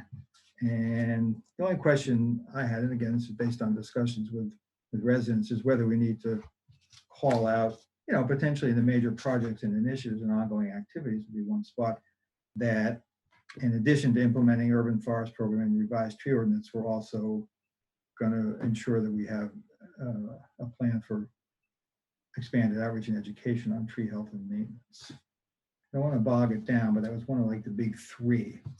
And if you look at major projects initiatives, and it lists 6 of them, the 5th one, implement urban forest program and revised tree ordinance provision. And I was just thinking after that, we could also say and develop plan for outreach and education on tree health and maintenance, something to that effect.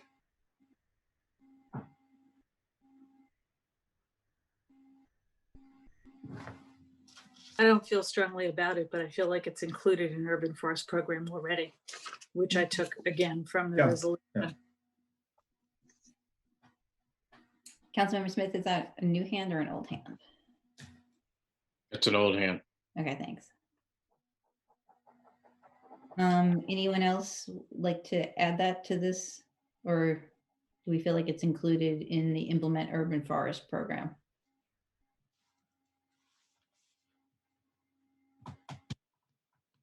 Councilman Costick? I don't have a strong feeling about it, but I do think it's more or less included in the implement program that's already there.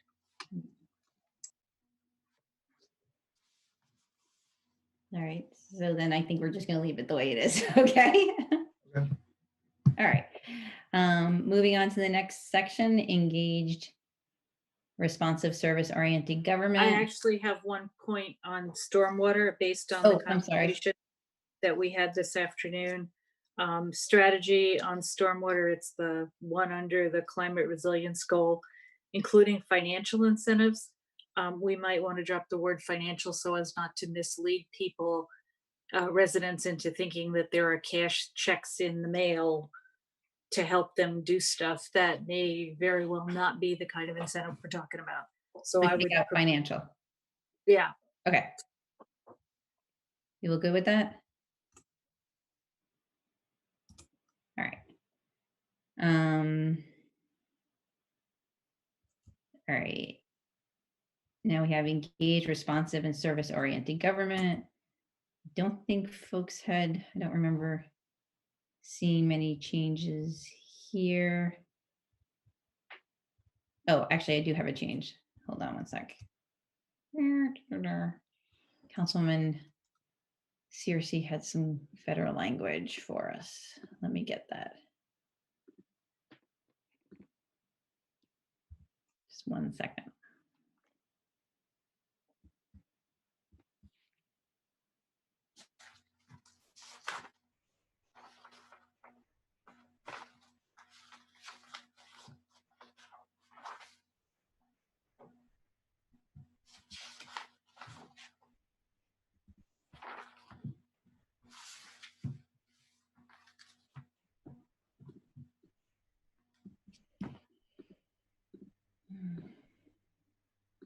Okay, this is alternative language for the first bullet that Councilman Searcy had.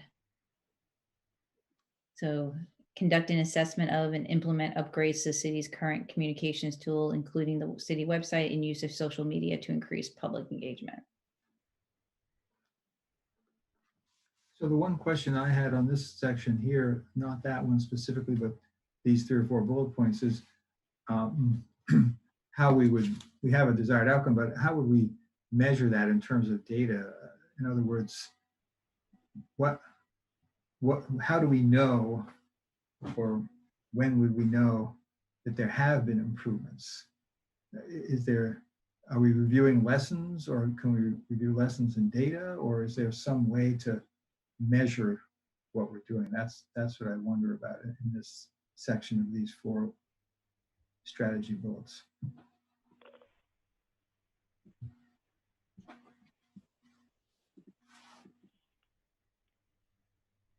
Any suggestions?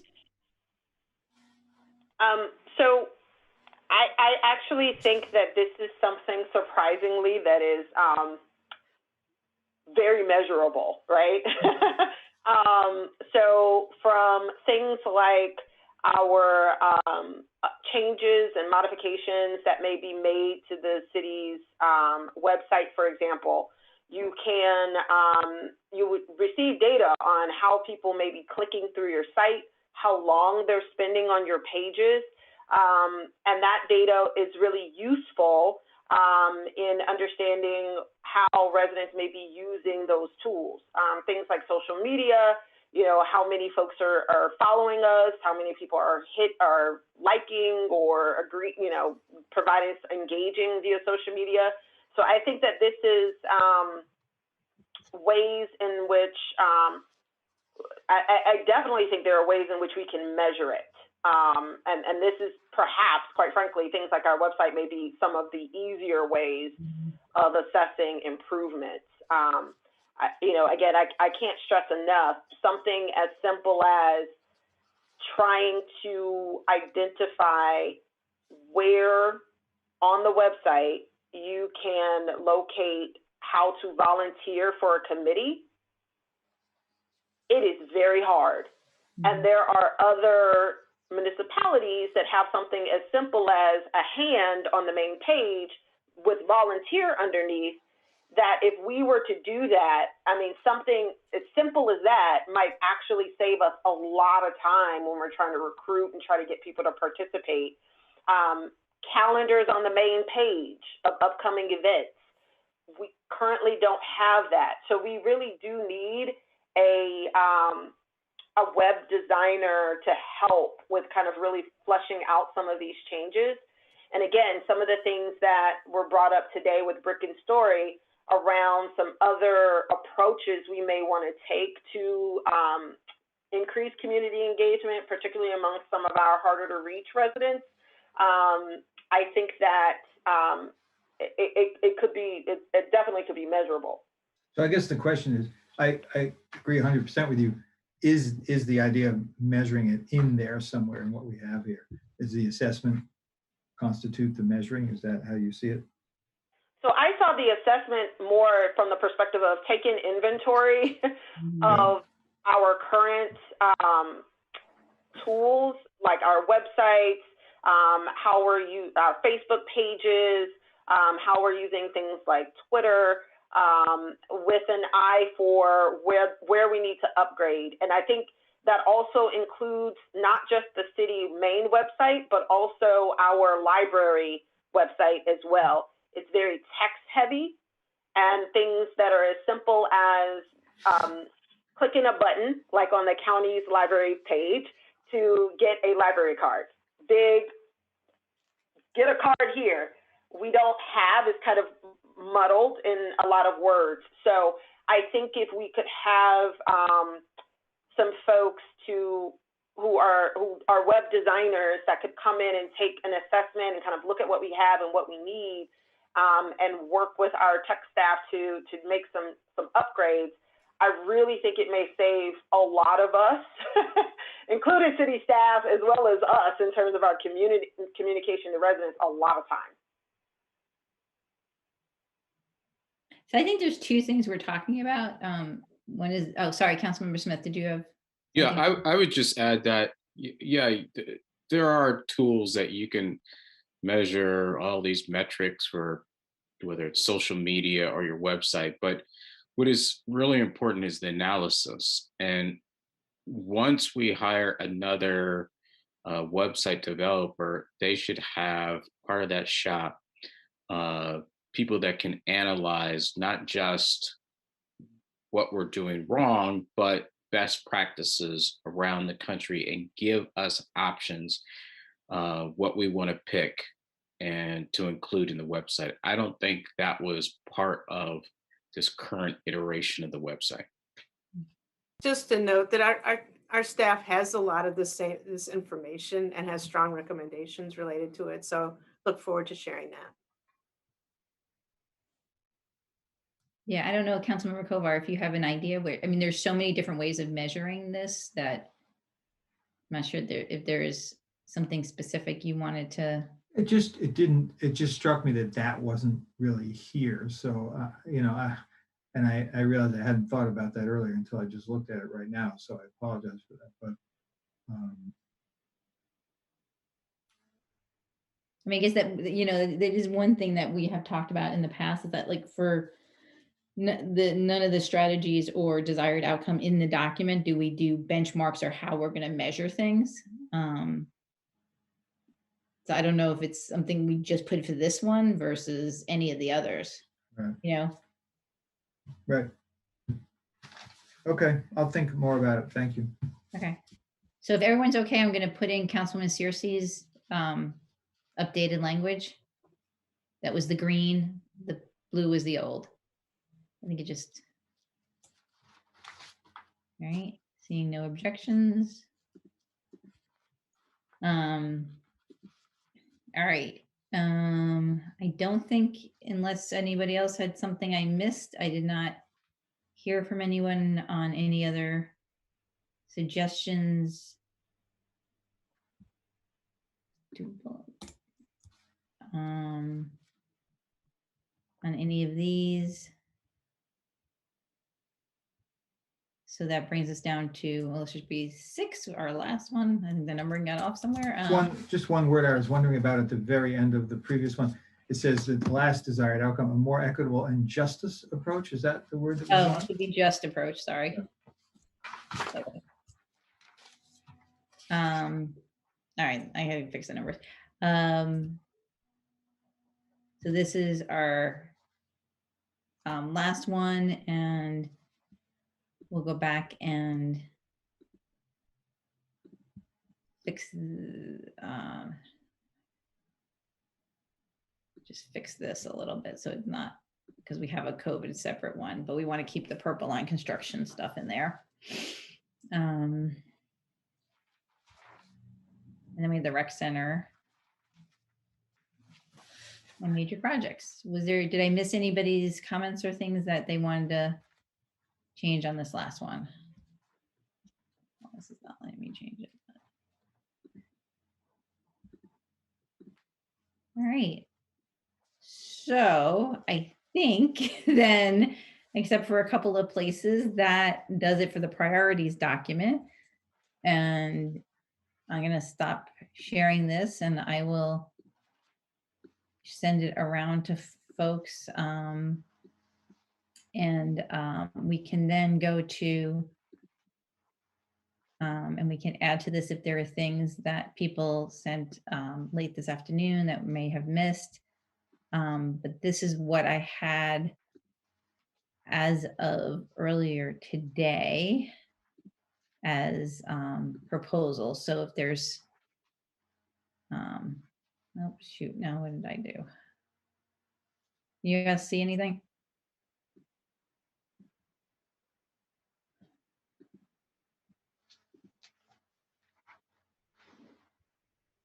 The sharing a document, do you see a document? No. You see a flower? You see a flower, okay. That's not helpful. Let's see if I can try it again.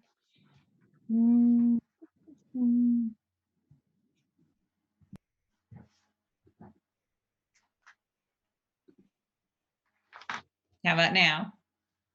Yep. Okay. Cool. All right. As I said, if I missed, there was an email sent this afternoon that I did not see, we can add things here. This is what I had as of today around 2 or 3 o'clock, I think. If people, I tried to group these as people submitted them under the different priorities. But now that we added a priority, there might be some shifting around. So if it's okay with everybody, I'll just kind of go down the list. If people think this is something, if somebody wants to speak to it, who added it to the list, we can do that. Or if somebody wants to, propose moving it over, and then we'll move things over, or we'll keep them on this list as a running list for the staff. So the first one that had come up and some of these came up in the conversation that we had at our retreat, was assess the need to increase staffing or providing funds for consulting services to the Housing and Community Development Department to meet the needs of residents. That could stay on this list. That could be moved over. Anybody want to propose moving it into our priorities? Councilman Dabala. There's a number of items on this list that are either budget related or tactical, and I would say that this is both and probably ought not to be a strategy in the priority setting document, but go on that list of tactical proposals that we want to make sure happen in this budget cycle. Okay. Does anybody want to move this, suggest moving this to the priorities document? Well, shouldn't we know what the cost of these things are before we? Well, this is assess the need. So it's not. Well, and that's exactly my point. Yeah. That thank you for making it for me more clearly. On some of these, it's a question of funding, it's a question of cost, right, as well as desire. And so that's why I'm suggesting not putting it in the priority document at this time. Okay. So not seeing anybody's hand up to move it over, it stays here. Next was develop new ways to share information with and provide services to immigrant and refugee communities through improved community outreach and engagement processes, including through translation and community ambassador structure. Councilman Kostick. This was something I proposed, and I think it goes toward the point we were discussing earlier with regard to what the, I'm trying to remember what level it was, I guess it was a goal, focused on sanctuary cities. And this I was proposing as to be under that, although it could go somewhere else as well. I think it's something we're already focusing on to an extent, but we've talked about increasing translation and accessibility of materials and outreach. And I think there would be value in adding this to spell out that we specifically want to focus on this as part of our, not just sanctuary city work, but also the second part of that strategy, which is to focus on being a welcoming and inclusive community. Oh. Councilman Smith and then Dabala. I don't have any comment on that. I'm ready for my proposals. Councilman Dabala. I feel like this is also a more tactical level comment, but proposal, but I don't object strongly to having it rolled into the immigration section.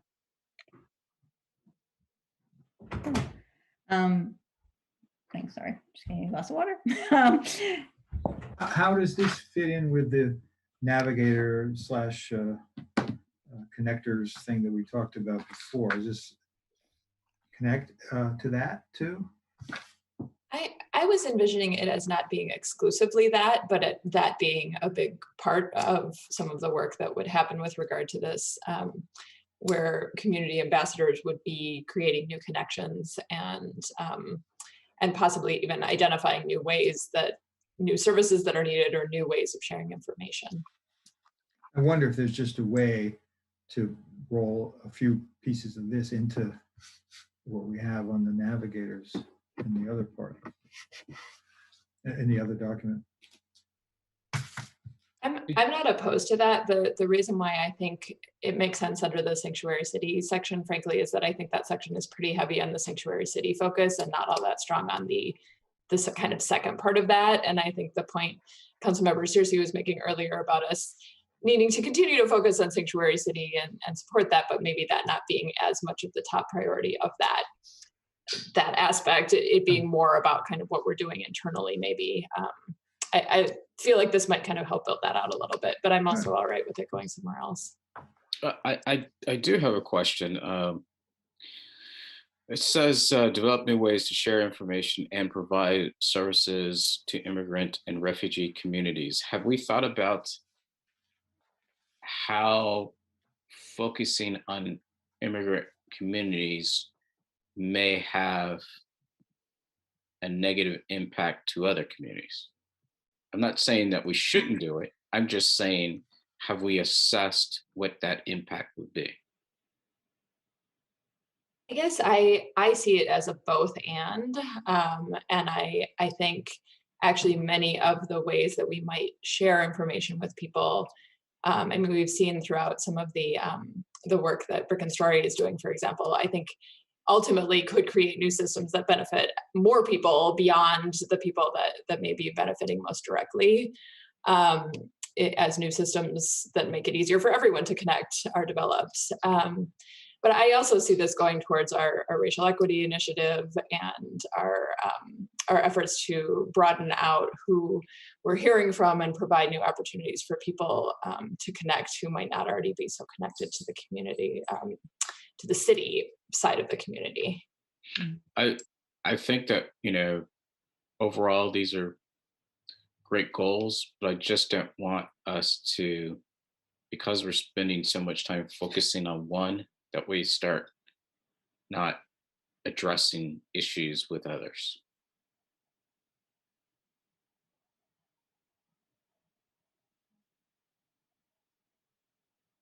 So I'd be fine. I don't have that concern. I'd be fine if we said explore new ways, maybe as we did with other things that are in the priorities document, going back to the point that we don't know exactly the budgetary until we do it. And I kind of do like the idea of flushing out that sanctuary city one a bit more. So I'd be okay looking for a place for it if we changed it maybe to explore. And not be as prescriptive as like we are developing. And I see Councilmember Kovar is nodding his head. Would that be okay with you, Councilman Kostick? Yeah, that's fine. Do others feel, anyone object to adding this one in? No, I'm seeing, okay, so that one will get added in somewhere. Okay, Councilmember Smith, you're up. The next four are yours. All right, on the first one, the Festival of Lights, I think this would be a great activity that we could do during the winter. I think it would be part of our sustainable community, specifically for the business community. The purchase of window guards, that is specific to rental housing, and it is a companion type issue with the legislation that hopefully will go forward at the county level. The bookmobile, the employees of the library are already delivering books, but they're using their own personal vehicle. So I thought it would be a great idea for us to buy a vehicle for the library, because I think that's the only department in the city that does not have their own vehicles, and make it so that they can, in a traditional sense, take the library on the road and go into wards that may not have the same access to the library that residents that live much closer to it.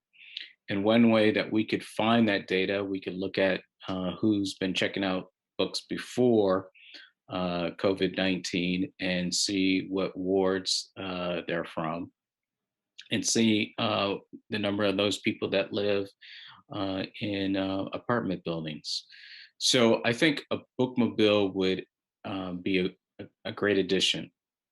And then the autonomous trolley service for the city, I think, I've been an advocate for autonomous vehicles for a long time. I think this would be great to help those, especially those residents that are having a very difficult time financially. The trolley service would be free. It would move people to Old Town, the Junction, other areas in the community, and would help them get to the Tacoma Metro and the co-op for shopping, and even for some of the retail area in Ward 5. So picking and choosing what parts of the document that these proposals go into, I will leave that up to you all to make your pitch. But I think that these four would be great additions to the city. And then, well, the I guess the book lockers isn't on there. But yeah, those four I think are really great ideas. Sorry, Councilmember Smith, I can add the book lockers if you'd like me to. And the book lockers would be free because we can use CARES Act money to pay for those. There might be some nominal costs, but other jurisdictions have used CARES money to install book lockers. Just one note, Councilmember Smith, our library staff is using city vehicles to deliver books. Okay. They're not using their own vehicles. Okay. I wanted to make sure so that people would be comfortable when they would receive the books. Okay.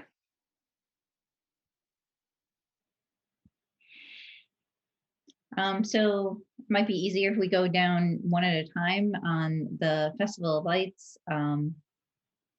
Is Councilman DeBala?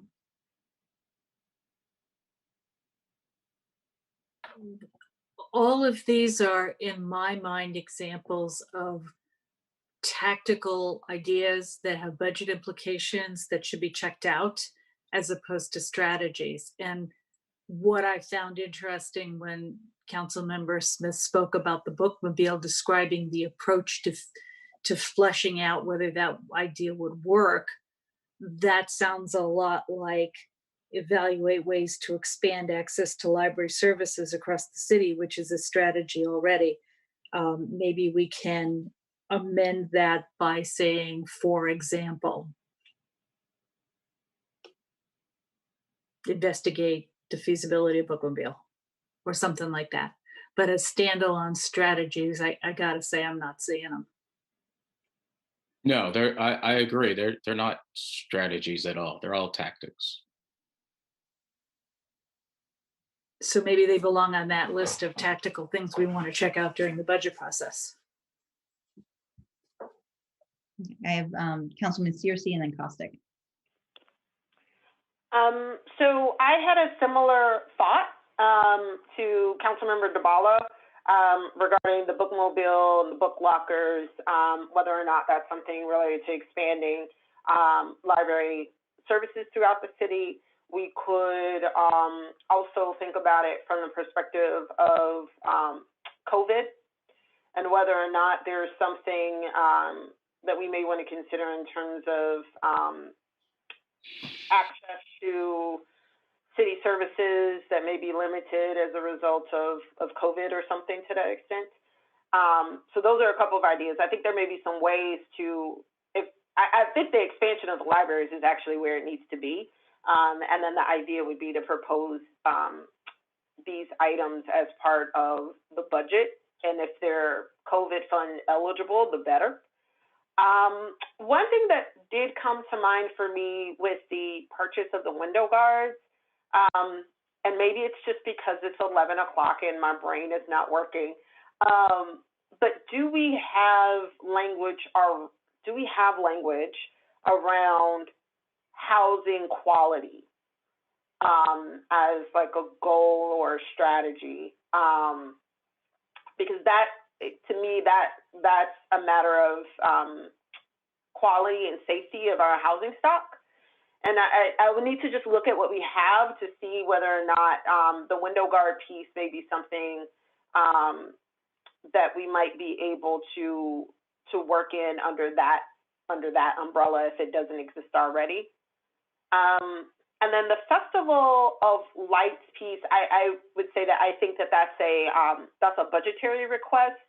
And I would also consider that to be perhaps an interesting idea to get around the fact that some of our normal festivals and activities that we would typically do in the summer and other times, if we're unable to do those this year as a result of COVID and any new variants that pop up, the Festival of Lights might be a good way to kind of have some sense of festivity at a time when, we may not be able to do things like our normal 4th of July and those kinds of things. So, but I would propose having that one as part of the budget. And then the autonomous trolley service for the city, I would consider that to be a budget one as well. I mean, one of the things that, and we may need to maybe think about, transportation and connectivity and whether or not this is something that would fall under that umbrella. I know this has been something we've been talking about for a while, is how can we better connect people to some of our, commercial hubs throughout the city. And so that may be something worth thinking about in terms of transportation more broadly, something to explore. So that's something I would encourage you, Councilmember Smith, to see whether or not like aspects of transportation, our transportation goal or Vision Zero might be able to incorporate some aspect of this. And then you would need to propose it as part of the budget. If that makes sense. Councilman Costick and then Kovar. Thank you. Yeah, my perspective is similar to, I think, what Councilmember Searcy and Councilmember DeBala expressed in terms of these, I think, fitting well with the list of more tactical things that we consider. I think with regard to the bookmobile, I like that is a part of the library, expanding library services provision that we already have there. And I really like the idea of particularly focusing on what the data can tell us, and kind of exploring what we know about library users now and what we need to do to increase access there. So I think there's definitely a lot more to be done on that. And then looking at specific tactical strategies, I think the specifics of how that's addressed make sense to me in kind of a tactical strategies list. And also for the autonomous trolley service, I think that specific thing to me seems like it would fit well in a tactical list. But towards the point that Councilmember Searcy mentioned, I was thinking it seems like there's probably an opportunity to add some language to the transportation section focused more broadly on exploring opportunities to pilot new technologies. And that seems to me like it would fit well with maybe with either the first or the second strategy that we have listed there, and then would also guide in kind of leading towards that tactical strategy.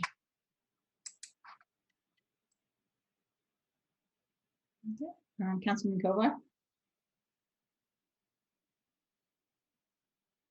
Yes, thank you, and thank you, Councilmember Smith, for putting these things forward. I think on the bookmobile and the book lockers, which we also are thinking about here, I think it makes sense where we have the priorities document. I think other people have said this already. We already have evaluate ways to expand access to library services across the city. And we are, to me, I think it would be legitimate to say, including options like the bookmobile and the book lockers there. On the trolley service, I was actually thinking of that in the context of the climate framework, because there's a whole section in there about transportation. I'm not sure if this is what Councilmember Kosik was talking about or something different. But we do talk in there about finding alternative ways of helping people who don't have access to cars or to use cars less to get around the city. And so you could imagine a circulator type bus that could do that. But I think it's very expensive, whether it's autonomous or not. But to me, that could make more sense when we're getting into climate change in a more detailed way later this year. On the window guards, I mean, I was just looking through the housing and strategic plan while we talk, and one of the strategies is pursue grant funds, incentives, and partners to facilitate residential building improvements, such as upgrading or replacement of major systems, e.g. mechanical, electrical, HVAC, or plumbing, windows, elevators, and then it goes on to others. So that's in the strategic plan. And, you know, I was suggesting also certain things that are in the strategic plan, but hadn't made it onto the priorities list. And that's something for us to think about, whether we highlight them this year or at a future time. So if the county is going to be mandating that, then I guess the question is, would there be some way that the city could assist in that? I don't know enough about what that would cost to be able to say, though. But again, that's part of the strategic plan. And Councilmember Kovar, we don't know yet if the county is going to provide any subsidies for bulk purchase of window guards. That the legislation will be marked up March 1st by the Fed committee. So after that meeting, we should have more information of what's going to happen with that bill. Well, so if that were to pass, then landlords would be required to do it, right? Yes, but I also asked Councilmember Hucker's staff to consider some type of subsidy for landlords. Right. Well, so if that happens in that way, then the city there wouldn't really be as much of a role for the city, right? Well, I mean, the city could take a role and buy some window guards. I mean, I'm not saying we have to buy window guards for every property in the city, multifamily property in the city, but I'm just saying that, this would be an opportunity in conjunction with what the county is doing to say that this is important for our residents.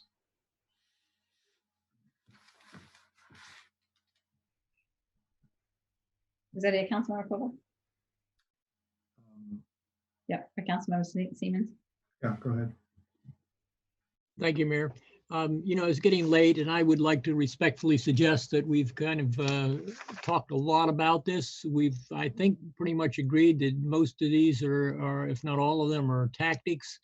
Some of them might be folded in as examples in the strategies, while others are really just budget requests that more appropriately should be addressed during the budget cycle when we talk about the strategies and what we want to do. I think they're all great ideas, but I think we're spending too much time on them tonight. Thank you. Right.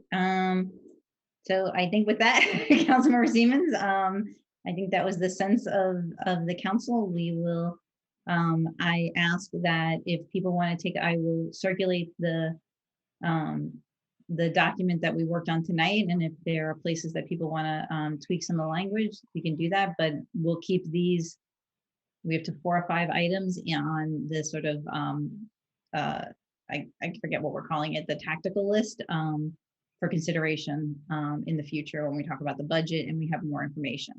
I guess that is the sense from council. I just want to do it's getting late and I know we've done a lot.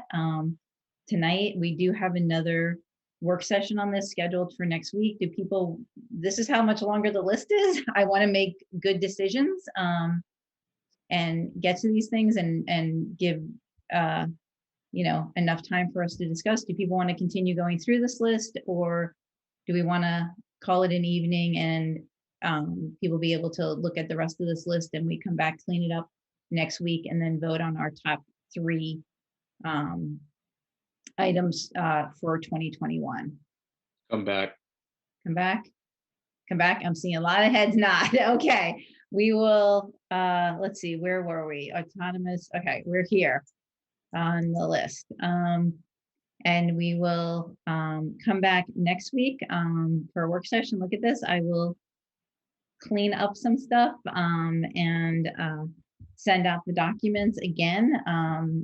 And hopefully we will draft a resolution. And then again, as you're going through the documents, realize that we will be picking, you know, each year we kind of like prioritize 3 things to really focus on. So be thinking about that so we can move that forward. Sound good? All right. Well, with that, we are going to adjourn for the evening. Thank you, everyone. And don't forget about the community conversation tomorrow night on the city manager search. Have a good evening. Thank you.